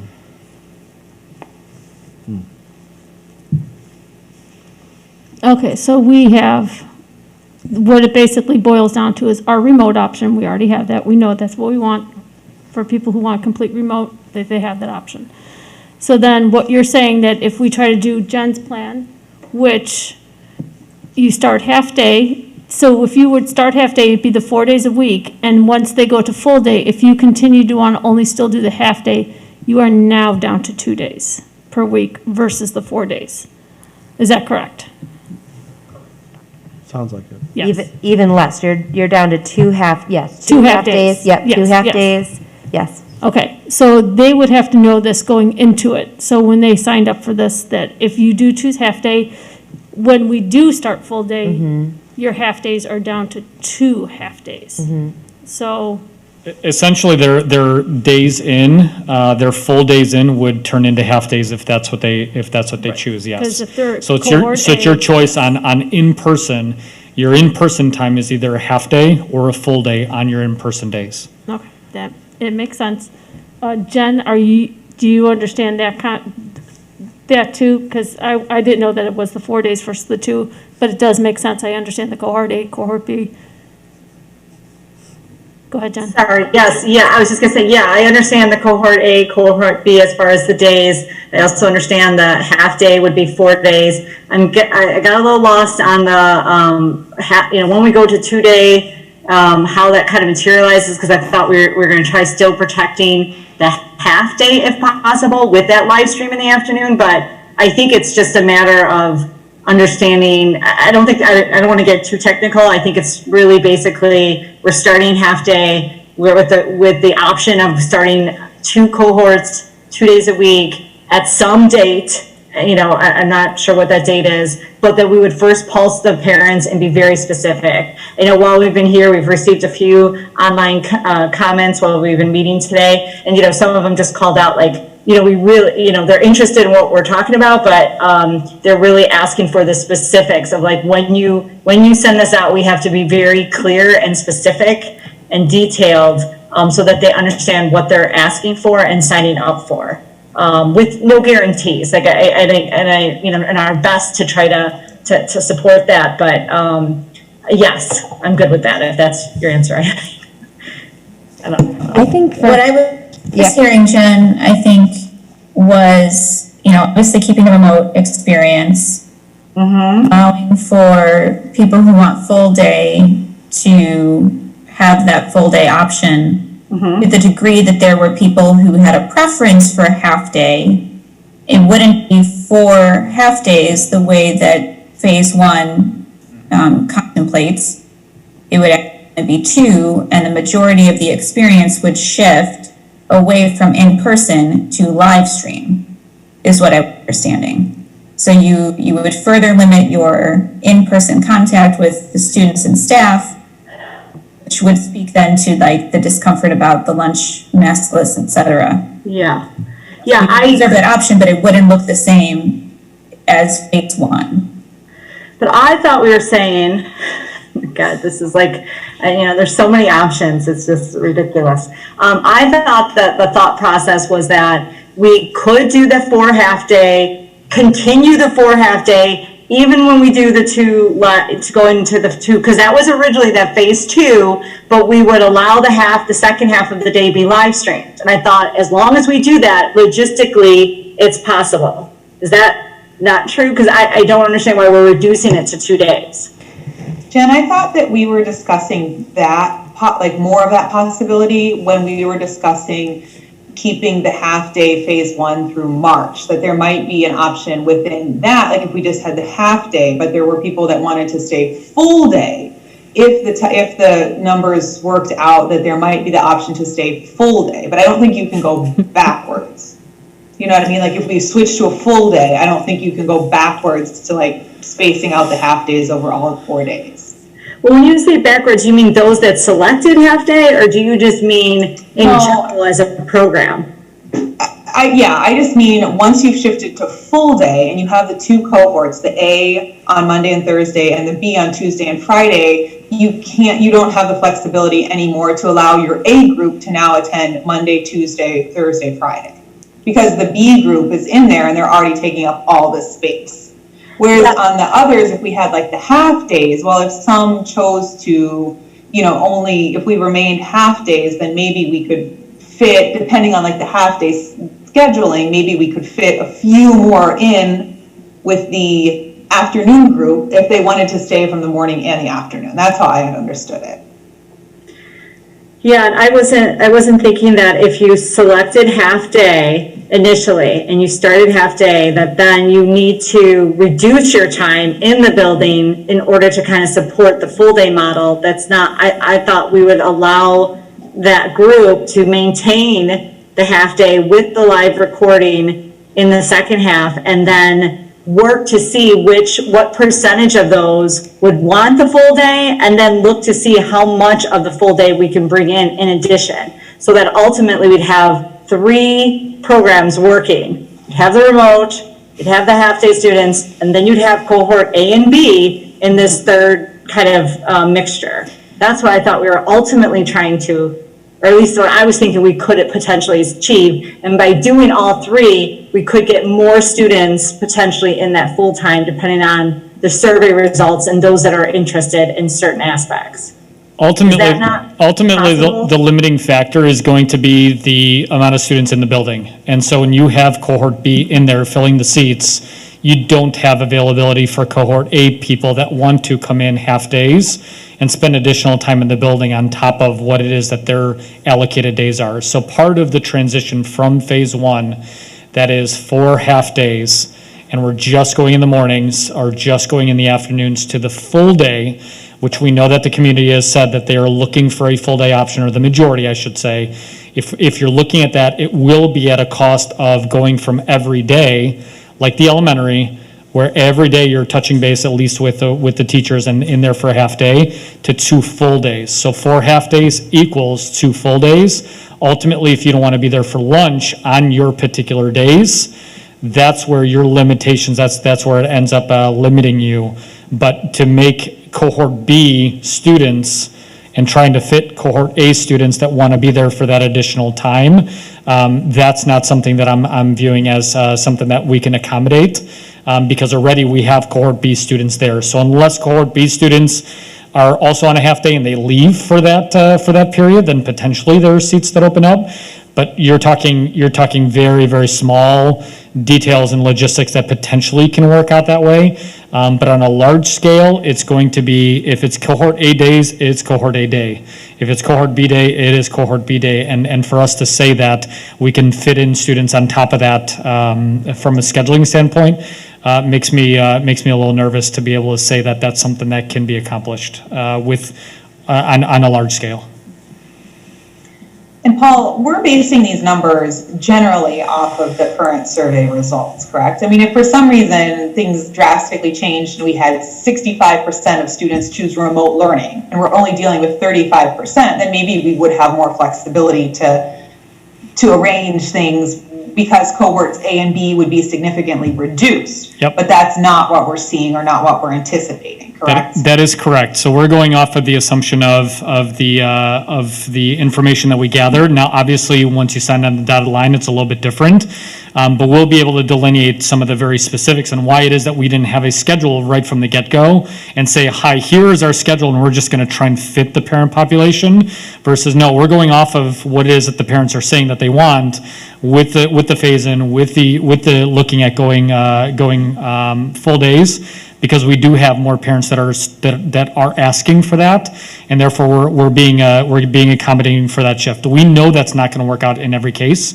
We know that that puts the people that really want to continue the half day in a little bit of a tricky situation. But knowing that we're offering a full remote option and an in-person hybrid is already above what it is that other districts are offering, because I know that there are some districts that are only offering in person. And so if you don't want to be in the building, your only option is live streaming. So I feel like it's already a step up from that. But I think to offer all 3 as viable options, that's where space and capacity get to be a concern, as opposed to just staffing. So if we're bringing more people in the building, if cohort B is already in there, I'm not quite sure where it is that we're going to put cohort A at that time. And even taking one step further, if their teacher already has 10 or 12 students, I'm not quite sure how it is that they can maintain that teacher during their non-cohort days as well. So it definitely gets much more complex as we try to offer some of those scenarios. So that's why, for me, looking at the phase-in approach, if you're looking at the half-day model, and when the board decides that it's appropriate to review that, is up to the board. But ultimately, if we are looking at a shift into phase 2, it is going with a transition to full days, and there are going to be costs, just like there's cost to everything. So if you weigh the cost of that, potentially the people that want to stay half day, those are the people that are going to have some of the challenges. The remote learners have what it is that they want. The in-person have to a certain degree a step forward in that direction, but it does need to come at some level of cost, and it does change from every day some classes to potentially, if you don't want them at lunch and you want them completely gone for the afternoon, then it does pose a challenge for a half day people. So if you chose half day and then we transitioned to full day, and you decided, parents decided, well, this is way too much live streaming, so what about remote? Because if remote's not an option for these folks, I mean, that just is a terrible option. I think that's what we're saying, like, it's probably unlikely that, given the limitations at that point, this is not built for keeping a sustainable half-day. Could it happen? Might there be some families that want to? Absolutely, but to your point, I think it's hard for us to imagine that there's going to be a large demand for 2 half-days in person, given how many live streaming afternoons, that is. And they don't be getting 3 weeks of half-day. Right, so we really would discourage, I suppose, people to enroll, if this is the direction the board would want. I think we would want people to understand that you are making this commitment with the intention of going to full days. That would be it, and if they know that if they do want to continue the half-day model, to know that this is exactly what's going to happen. Your 4-day turns into 2 days, and the times that you are not there, it is live streaming. But you also have that option with that full day to leave the school with your own transportation, whether you're walking back home and walking back to school, whether a parent picks you up, so that they know that there is that option that they can leave for lunch if a parent or if they live close enough can go home and come back. Yeah. Ultimately, if that's their day, they have the whole day at their disposal. So if they only want to be there AM, they can. If they only want to be there PM, they can. If they want to leave for lunch, that is an opportunity. Their spot doesn't go away because of how it is that they set that up. So if they're in cohort A, they're counted as like that. That's their day. So when they yes. have those options, you might have people that be like, you know what, remote, I'm out, and I'll just stay that way until March, when the next opportunity and where we see the numbers are, where we see where COVID's at, where who knows what we could be looking at that point to see, if we could have more kids in the classroom, if we've, whatever it might be. And then with the spring, you do have the opportunity, well, this area, the spring is still like winter to me, the potential for that tent out and whatever it might be for the spacing for lunches and what have you. Did someone have something to say, Beck? John? No, I was just going to say, yeah, so it sounds like, Eileen, that the half-day is really not an option, if I'm hearing everybody correctly.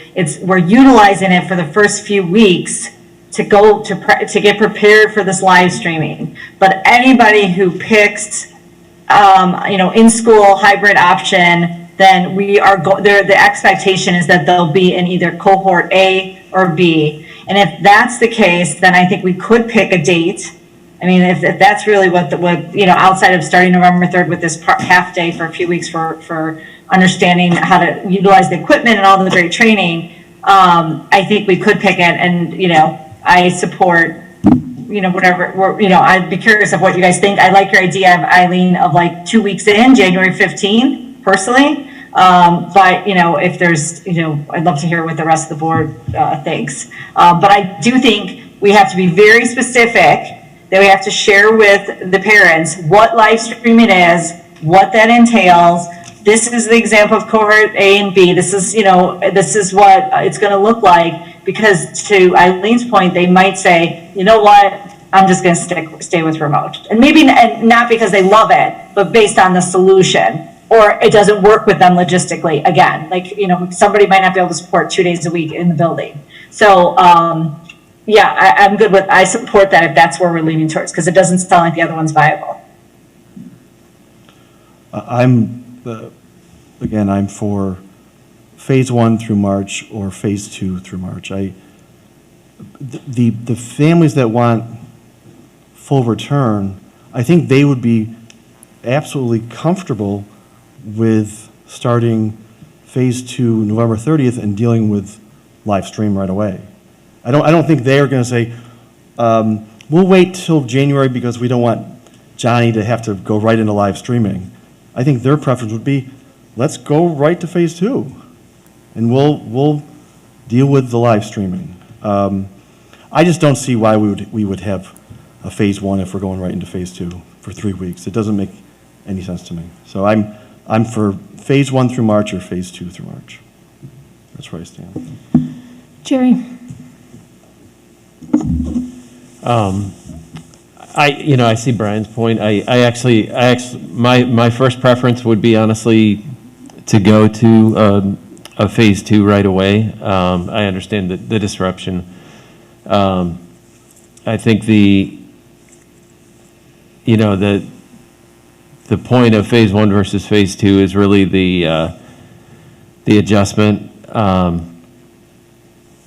I think it's more from an administrative side than the students. If it was possible, I would strongly prefer that as well. I mean, I think that's probably the best case for the students because we're already going to disrupt them. So if it's if we're at November 30th, does it make sense to just say we're just going to go to one plan at some set date instead of trying this phase 1, phase 2 thing? I'm hearing you, and I mean, I think there's some logic to that people, we're going to live through three different segments of learning, and after the debate on all the 4 half days, now you're going 2 days. You've gone from this live stream world. Now you're going to go to 4 half days. Then you go to 2 full days. It is disruptive, and so the more I hear the debate, I also would prefer the immediate switch to one plan versus another. My preference would be just to go into phase 2. So I think there's, and maybe, if it's needed, maybe it's a week later than the current plan. I mean, but it is disruptive to people's lives, and it's, I know there's challenges, that I guess that's where my head would be at this point. I feel like I've changed my mind multiple times during this meeting, and Jen, as you were talking, I'm like, I mean, I would love it if we could offer all 3 at the same time. I mean, I definitely see the benefits of having that phase 1, I mean, for for our teachers and our staff and our administration, and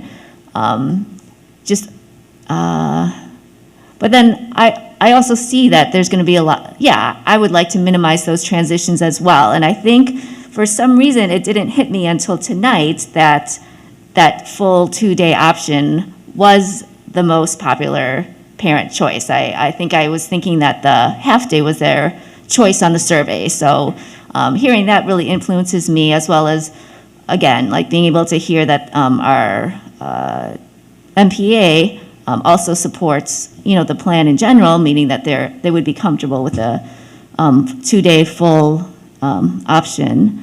And I think, and I think I didn't realize this either, but I think if we can stress to our students or our parents that if they aren't comfortable with that maskless lunch, they can pull out their students, they can go in the morning. I mean, it's going to be a hassle, but they pull out their students and they return in the afternoon, then maybe like more parents would be willing to go with that 2-day, full day model, in addition to the majority who already want it. So, I actually think that I would also support just moving.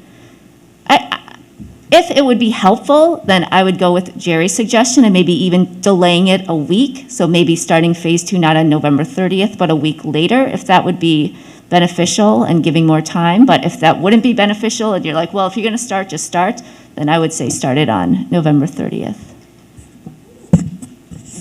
Jen?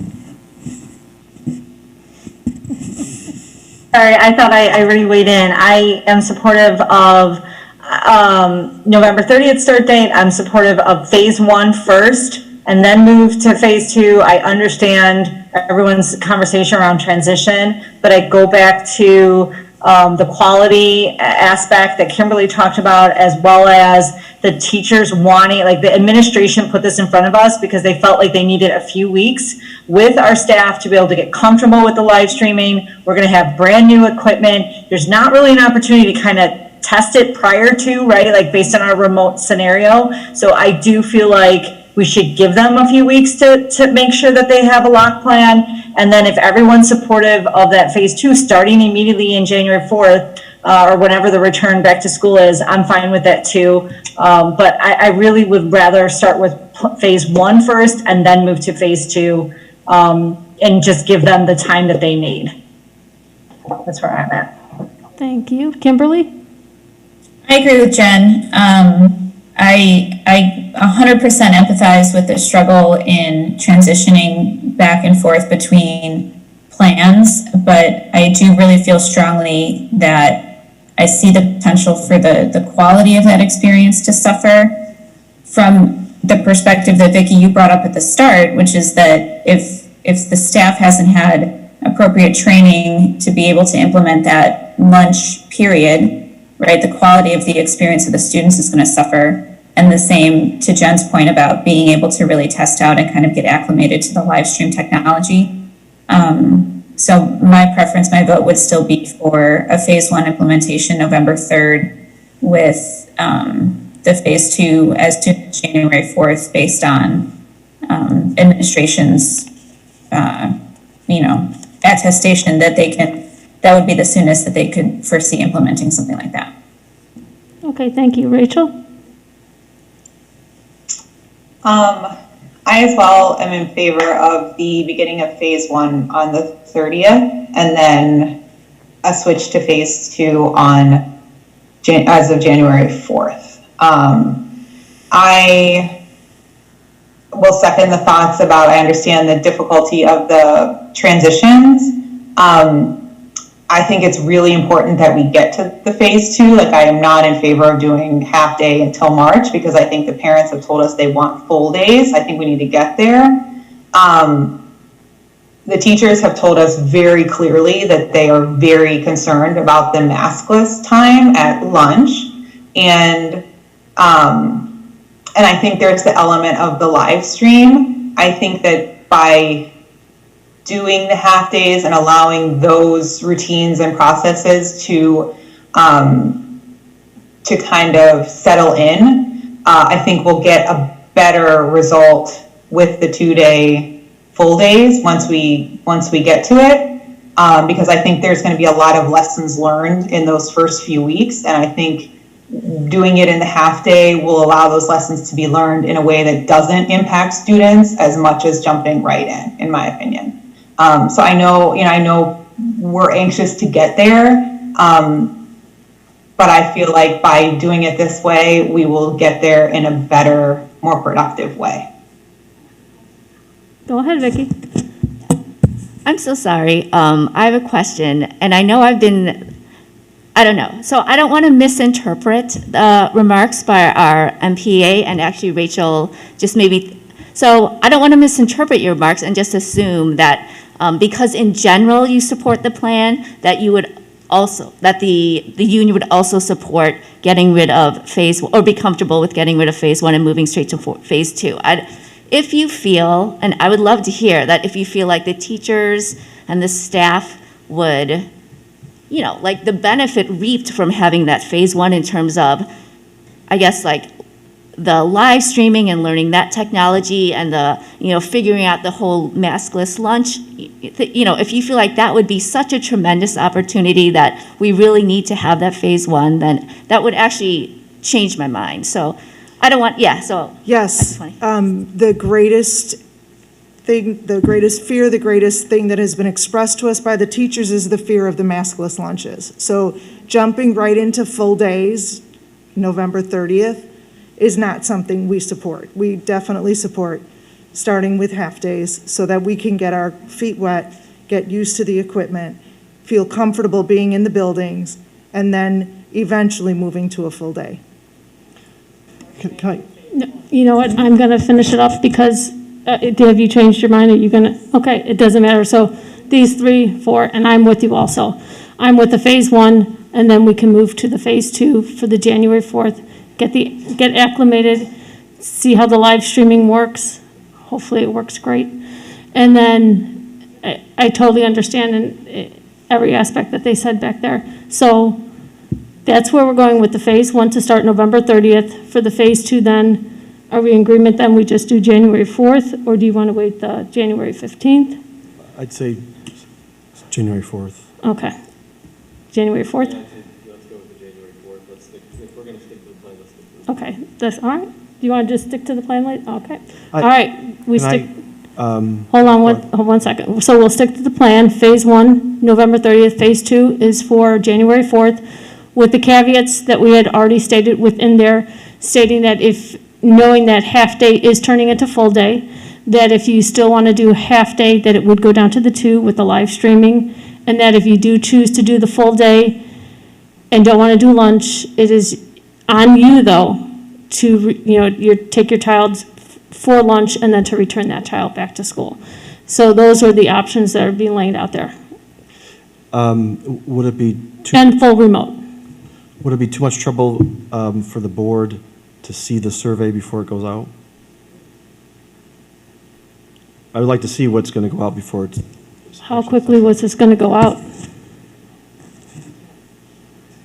In the interest of time, we would intend on sending this out tomorrow.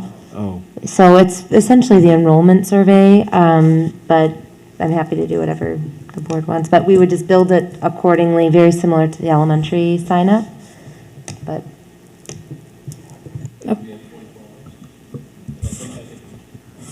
what would we change? I mean, what is the aspect of change? I don't think anybody knows unless you actually see it. Right, I mean, I don't know if all the surveys have been, I don't know.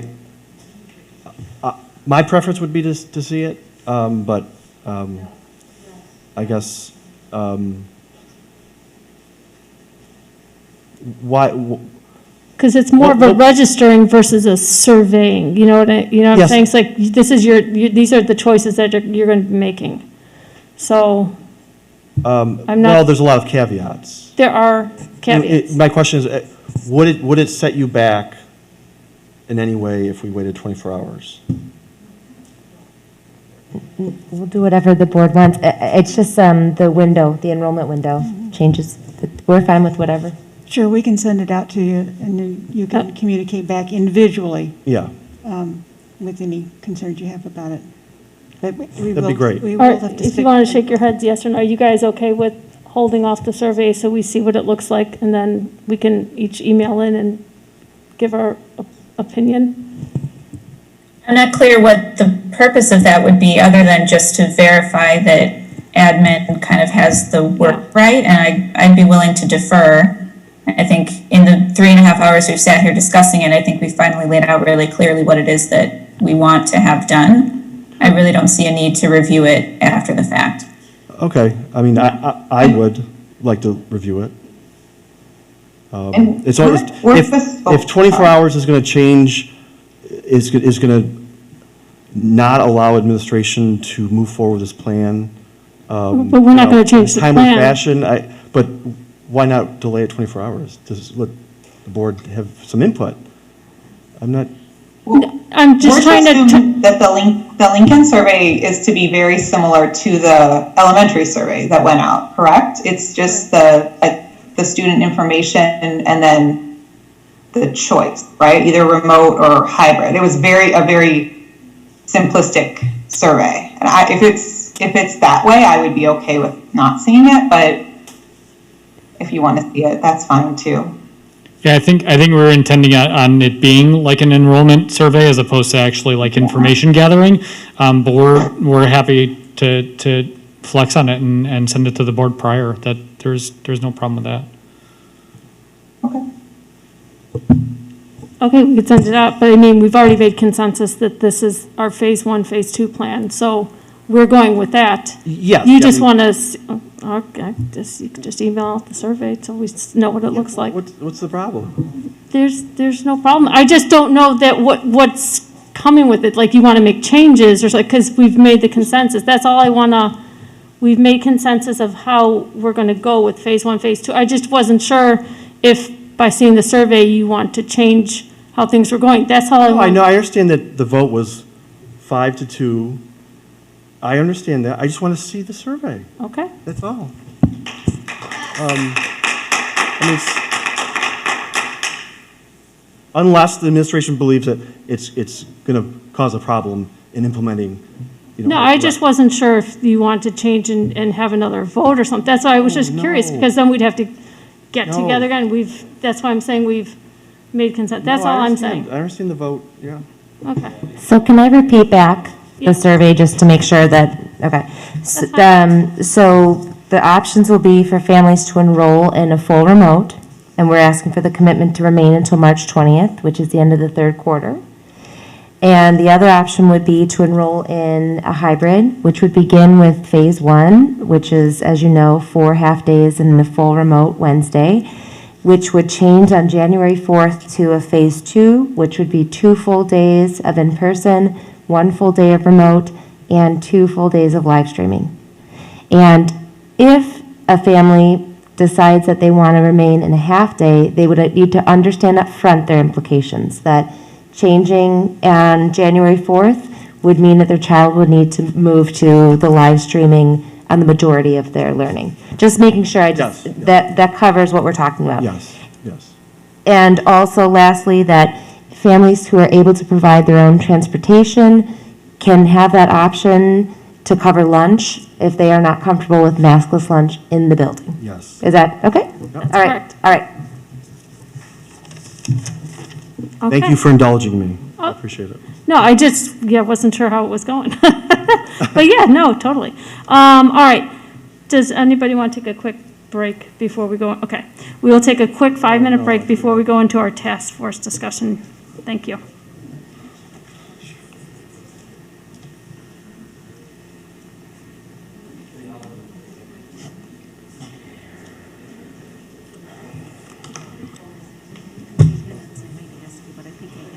Okay.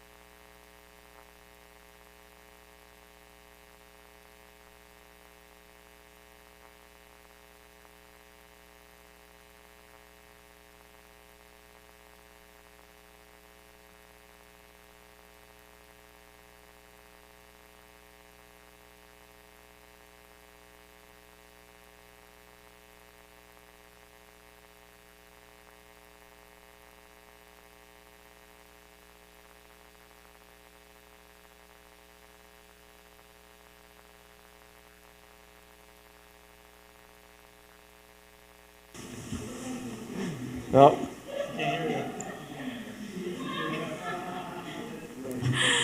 Okay, sorry about that, a little fun. All right, we are going to rejoin the meeting.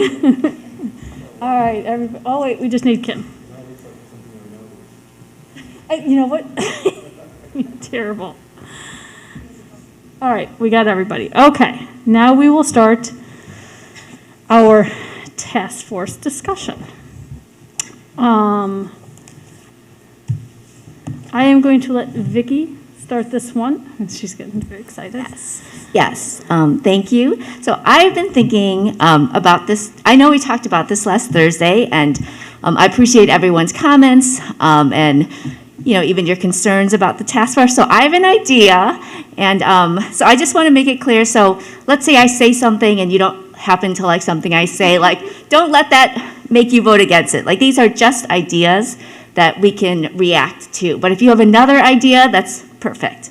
Okay, so let's say that the goal of the task force could be to come up with a plan for the remainder of the school year, obviously now the spring quarter, that may include some combination of full remote, a hybrid, and or full in-person, right? And I'm not saying that it can't be extended if needed to next year, but we're just to have a concrete goal. So it's to come up with a plan for the remainder of the year that may include some combination of full remote, hybrid, and or full person, right? And so within that, the task force could look at what other schools are doing. So what plans they have in place, the metrics they're using, how successful they've been, and how we, our district, can use some of their best practices in our schools.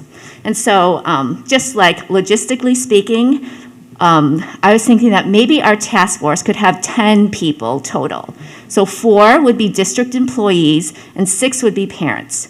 So from the district, it could be a D57 administrator to run it, 1 teacher representing MPEA, 1 support staff representing MPESPA, and then 1 of our school nurses. And I understand the pool of school nurses is small compared to those other groups, so it might not be possible. And then 6 parents representing a diverse set of perspectives and backgrounds and ideas. And so I thought one benefit, right? So now we have parent, teacher, and staff input into our plans on an ongoing basis. So for example, if you think about our teachers and staff, let's say you have a task force meeting, someone writes up even bullet points. So now the teachers and staff can go back to the rest of the teachers and staff and send out an email blast, hey, this is what's on the table, what do you think? And then they can collect feedback and they're like, oh, I love it, or no, let's change it. And then that teacher and staff can come back to the task force and be like, hey, I spoke with the other teachers and they really like this and they suggested this, or they didn't like this, but what do you think about this? So now we have their ongoing input, which I think would be great. And then in terms of making sure that the task force is diverse in terms of our parent makeup, which I know was a question that was raised last week. So we can have parents volunteer to be on the task force. Maybe we can put out a survey. What's your perspective? What's your background? What's your experience and your expertise areas?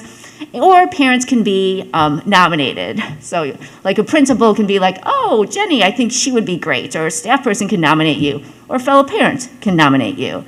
So we would just try to get a really diverse representation. So parents representing the 4 schools, parents who want, maybe full remote, parents who want full in person, parents who are just comfortable with hybrid, parents with different backgrounds. And let's say you have a group of parents who are very similar and they all volunteer, then you can just randomly pick 1 or 2. So that way you still get a good representation, but you're keeping the task force to a manageable size. Yes, so I just think so if you have this task force, right, you've got parents, you've got a teacher, you've got a staff, and you have a school nurse who, brings her medical background and also has really good firsthand knowledge of the schools, what's realistic, what's not realistic. I think that could be amazing. I think it'd be so empowering. I think we get a really great diversity of ideas. I think, yes. So that is my idea. Well, you get an A for enthusiasm, for sure, and effort on that one. Brian, you go ahead. Sounds awesome. I'm on board. Okay. Yeah, I love it. right. I thank you for, putting that together and thinking about it. I think it's a great idea. Jerry? So I am also supportive of it. I think, we do have a challenge in the parent aspect of the community, because I do think we do need to have a diverse audience, so we get different points of view. But if we can survey the parent community to, expertise, and, at least trying to get different, potentially experts in, if we have them in different fields. If we have parents who are also supportive of different extremes, I think that would be important to so that we're trying to. So I don't know if you, from that perspective, if the fair way to do it is honestly to randomly pick parents, from those who express interest, to make sure that you're not biasing. But I am supportive of the concept. That's the one challenge that I feel, that getting the fairness on the parent side. But I actually do like the idea, and that it is a recommendation. That's not a decision board. It's actually a recommendation board, because we're still tasked with responsibility to make the decision in the end. So I'm supportive. Kimberly? Oops. I certainly echo the appreciation for your enthusiasm, Vicki, especially at this hour. I like the idea of having a group that's tasked with making recommendations for how to achieve our ultimate goal of returning fully in person all students across the schools. Degree that your suggestion, Vicki, incorporates a kind of like delegation element in terms of, one or two people on the task force are responsible for monitoring the neighboring school districts to figure out kind of how things are changing for them. It sounds like that could be an element that would bring some real collaboration, and it gets back to our conversation last time about boundaries, thinking that, our admin and our staff are already tasked with so much. And I know this aspect of things, as far as coordinating with different school districts, has been one of the added responsibilities that admin has had to deal with in the midst of this. So to agree, we can leverage the task force to not only provide some more of that parent feedback, but also maybe lighten the load for admin and staff to help make those informed decisions. I think that would be helpful. With regard to the nominating process, I recall from our conversation about D25's task force that for the parent component, I think the PTO actually nominated parents to participate. And I wonder if we couldn't make some element of that, where if each of the PTOs from each of the four schools nominated, 4 or 5 parents, and then there was kind of lottery system whereby we picked, 2 out of those 4 from each of the schools to make up the parent population of the task force, just to eliminate any kind of potential bias or kind of nepotism in that process, although it's probably overly cautious. So yeah, short answer, yeah, I would be fine with that. I did want to ask to what extent it makes sense to have the board represented at the task force as well, or is the idea just that this task force would make recommendations and the board would ultimately approve separate and apart from the actual conversations? I guess that would be a decision if we do decide to do this, that, if we want a board member to be representative of it. So we'll cross that bridge in just a moment, I guess. So, Rachel, did you want to add anything? Yeah, I've thought about it since since last week, and I'm in favor of it. I appreciate Vicki putting kind of some concreteness to it, which I think is what was lacking for me last week. I guess my initial reaction was I just didn't want the task force to replace what I see is a more intentional effort to do more focus groups and more, and to include like a larger number of parent voices. But it doesn't sound like that's going to be the case. So yeah, I mean, yes, I am for incorporating parent voice. Jen? Yeah, I echo Rachel's sentiment, and I'm for it as well. All right, as long as we keep going with focus groups, I mean, I would be odd man out if I said no, and it wouldn't really even matter now, would it? So I think, though, that if we do, well, I guess we are doing this task force group then, I nominate Vicki to be our school board member. Do you want to volunteer to be it? No, I'm kidding. I don't want to really force, but you have the enthusiasm for it. And I think I can get everybody to vote for you. So I was thinking no board member on it, just so that everyone feels free to say whatever they want. I wouldn't want someone's present there to, now you feel like, I don't know. I mean, maybe that wouldn't be the case, but I just don't want anything to make people feel like, oh, now I can't say it. Because even though I'm a parent, maybe, or it doesn't have to be me, but, right? Like, so I just want it to be like a free. Would you recommend, I guess, a board member to be on it? I would not recommend a board member to be on it. All right, then. Are you all okay with no board member then being on it? And then this would be a group that would make a recommendation. That is not the definitive plan that we will be going with. Correct. And is this our goal then? Our goal would be set as into how to either continue with full remote, hybrid, get into that full in-person, which is more than the 2 days a week. I'm assuming we're trying to get more into the full day, full week. Okay, and we would also have to discuss how often we'd want them to meet.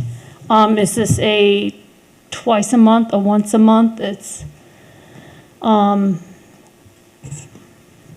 any thoughts? Actually, I got to give that a little bit of thought. Okay, all right, so then you can get back to us with, Yeah, can I give you an update at the November 5th meeting? Yes. Okay, Okay. I'll do that. And then I like the idea of the PTO being part of that and the principals, because, I mean, the principals, I think of all the administrators know all the parents kind of the best in each of the schools. So I think that would be a great help in getting the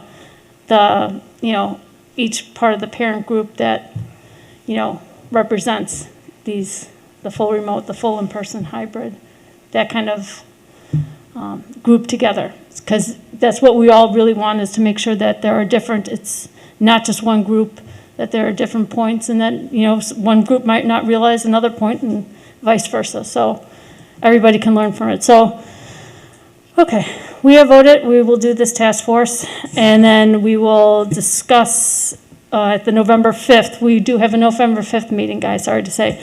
And we will discuss what the parameters, how often to meet, that kind of thing, and how principals, PTO, we would be bringing those people in. Okay? All right, is there any more community comments?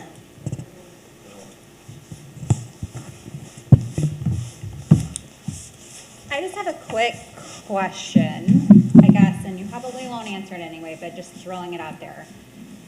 What makes everyone so confident that the teachers are so afraid of the maskless lunch November 30th, but come January 4th, they're magically going to be not uncomfortable with it anymore? And is there going to be pushback from the teachers union again to not let school start or be a full day? Or can we get a guarantee that, providing the metrics are good, come January 4th, there isn't going to be a pushback that we can't do a full day because of the maskless lunch? It's not really a pushback. We just appreciate the input that we get from our teachers and staff. So they know what the plan is. It's phase 1 and then phase 2. We've already said that that's what's going to be, unless the metrics dramatically change and we don't even get to do that. But right now, phase 1, phase 2. Okay, it just seems that the lunch seems to be the big issue.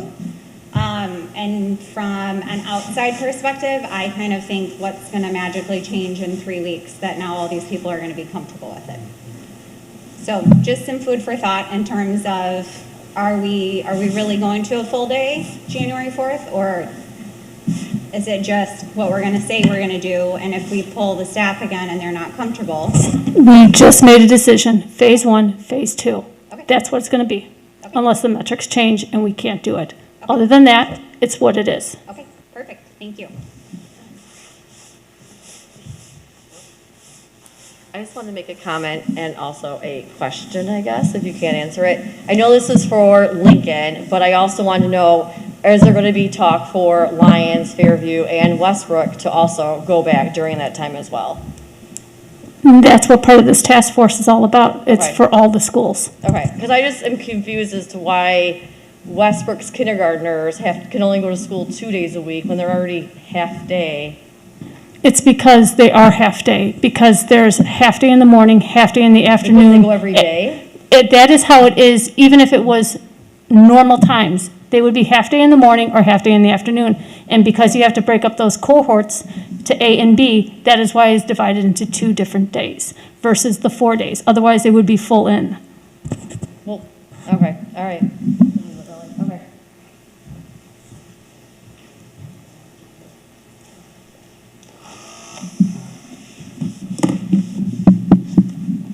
Everyone, I just wanted to say thank you for tonight. I really appreciated the discussion, the out-of-the-box thinking.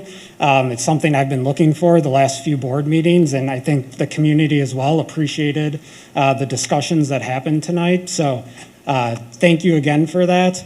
I do think the surveys are a really critical point that we need to make sure we continue doing, which I think you guys recognize. And I'd love to see this rolled out for K through 5, not just only Lincoln, what was talked about tonight. So thank you.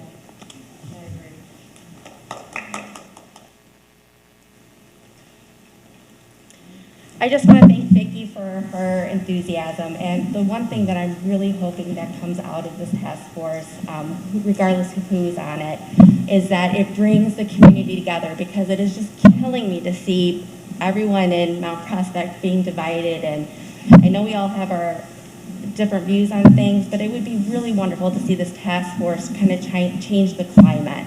I really want to get back to, everyone just loving on each other and being positive and working together. So thank you, Vicki. I really appreciate your enthusiasm. I hope that shines through in this task force, because that, for me, is what I really want to see come out of it. So thank you. Okay, thank you very much. We do appreciate your comments and your feedback. Is that it for the comments? There's only a few of you left. I just want to make sure. Yeah, thank you. Okay. We don't have a need for closed session, thank the Lord. And can I have a motion to adjourn? Wait, Eileen, before we do that, can I just ask one quick thing? Sorry. Sure. Go ahead. If you guys don't. Okay, thank you. You mentioned it earlier and Adam commented, and I was just curious if it's something that we could get perhaps for the next board meeting, which is just around what Prospect has, those scanners you had said that you had seen at the school. I know, Adam, you shared there was like maybe a few thousand. Could we just have visibility to that and at the next board meeting, just to know if that's a possibility and what the true costs are?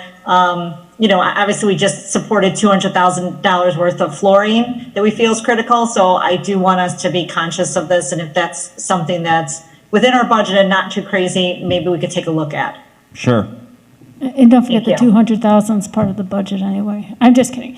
Anyway, also to that point, really quick, was potentially for the partitions to maybe be placed on top of desks to see what kind of pricing that would be for lunchtime during the full day as an extra precaution for, give a little alleviation for staff. If we could put, those. For Lincoln or for everybody? I'm sorry, what? For Lincoln or Yes. okay. For Lincoln. So they're the ones that are going full in right now. Those are the ones we need. Right. So to see how much that would be for getting for. Yeah, I would most likely I talked to Mr. Szyminski about lunch a little bit more, but for the kids that are in classrooms, most likely we would do that. It just makes sense. You would do that? We would do that. Okay. And just to clarify, everyone that's listening, similar to the surrounding districts, the partitions, when the students eat at lunch, this is just for lunch. So they're not clear. You cannot see them. You don't see through them. These are not visible partitions. Not as long as you're eating lunch. It's just different than them viewing the teacher. This is different than us putting 30 kids in the class where we're no longer abiding by the 6 feet. Right. It's just a different. So it's just a plain partition put in. Just a plain partition. You can't see through it. The kids put it up. They eat their lunch and then they take them down. Yeah. Okay. No, that sounds great because they don't need it to be clear. That's in the works. Okay. Thank you. Okay. Now, can I get a motion to adjourn? Motion to adjourn. Second. Who seconded it? Kimberly. Thank you. Vice President Chung? Yes. Member Fay? Yes. Member Kobus? Yes. Member May? Yes. Member McCluskey? Yes. Member Rochoff? Yes. President Kowalczyk? Yes. Thank you, everyone. Thank you, Sarah. You had all your time back there. Yeah. You can't even hear me. Thank you, Sarah. And thank you, Mary. Thank you, Paul. Thank you, Adam. Thank you, Elaine. Thank you, Virginia. Thank you, Mark. And Abel, where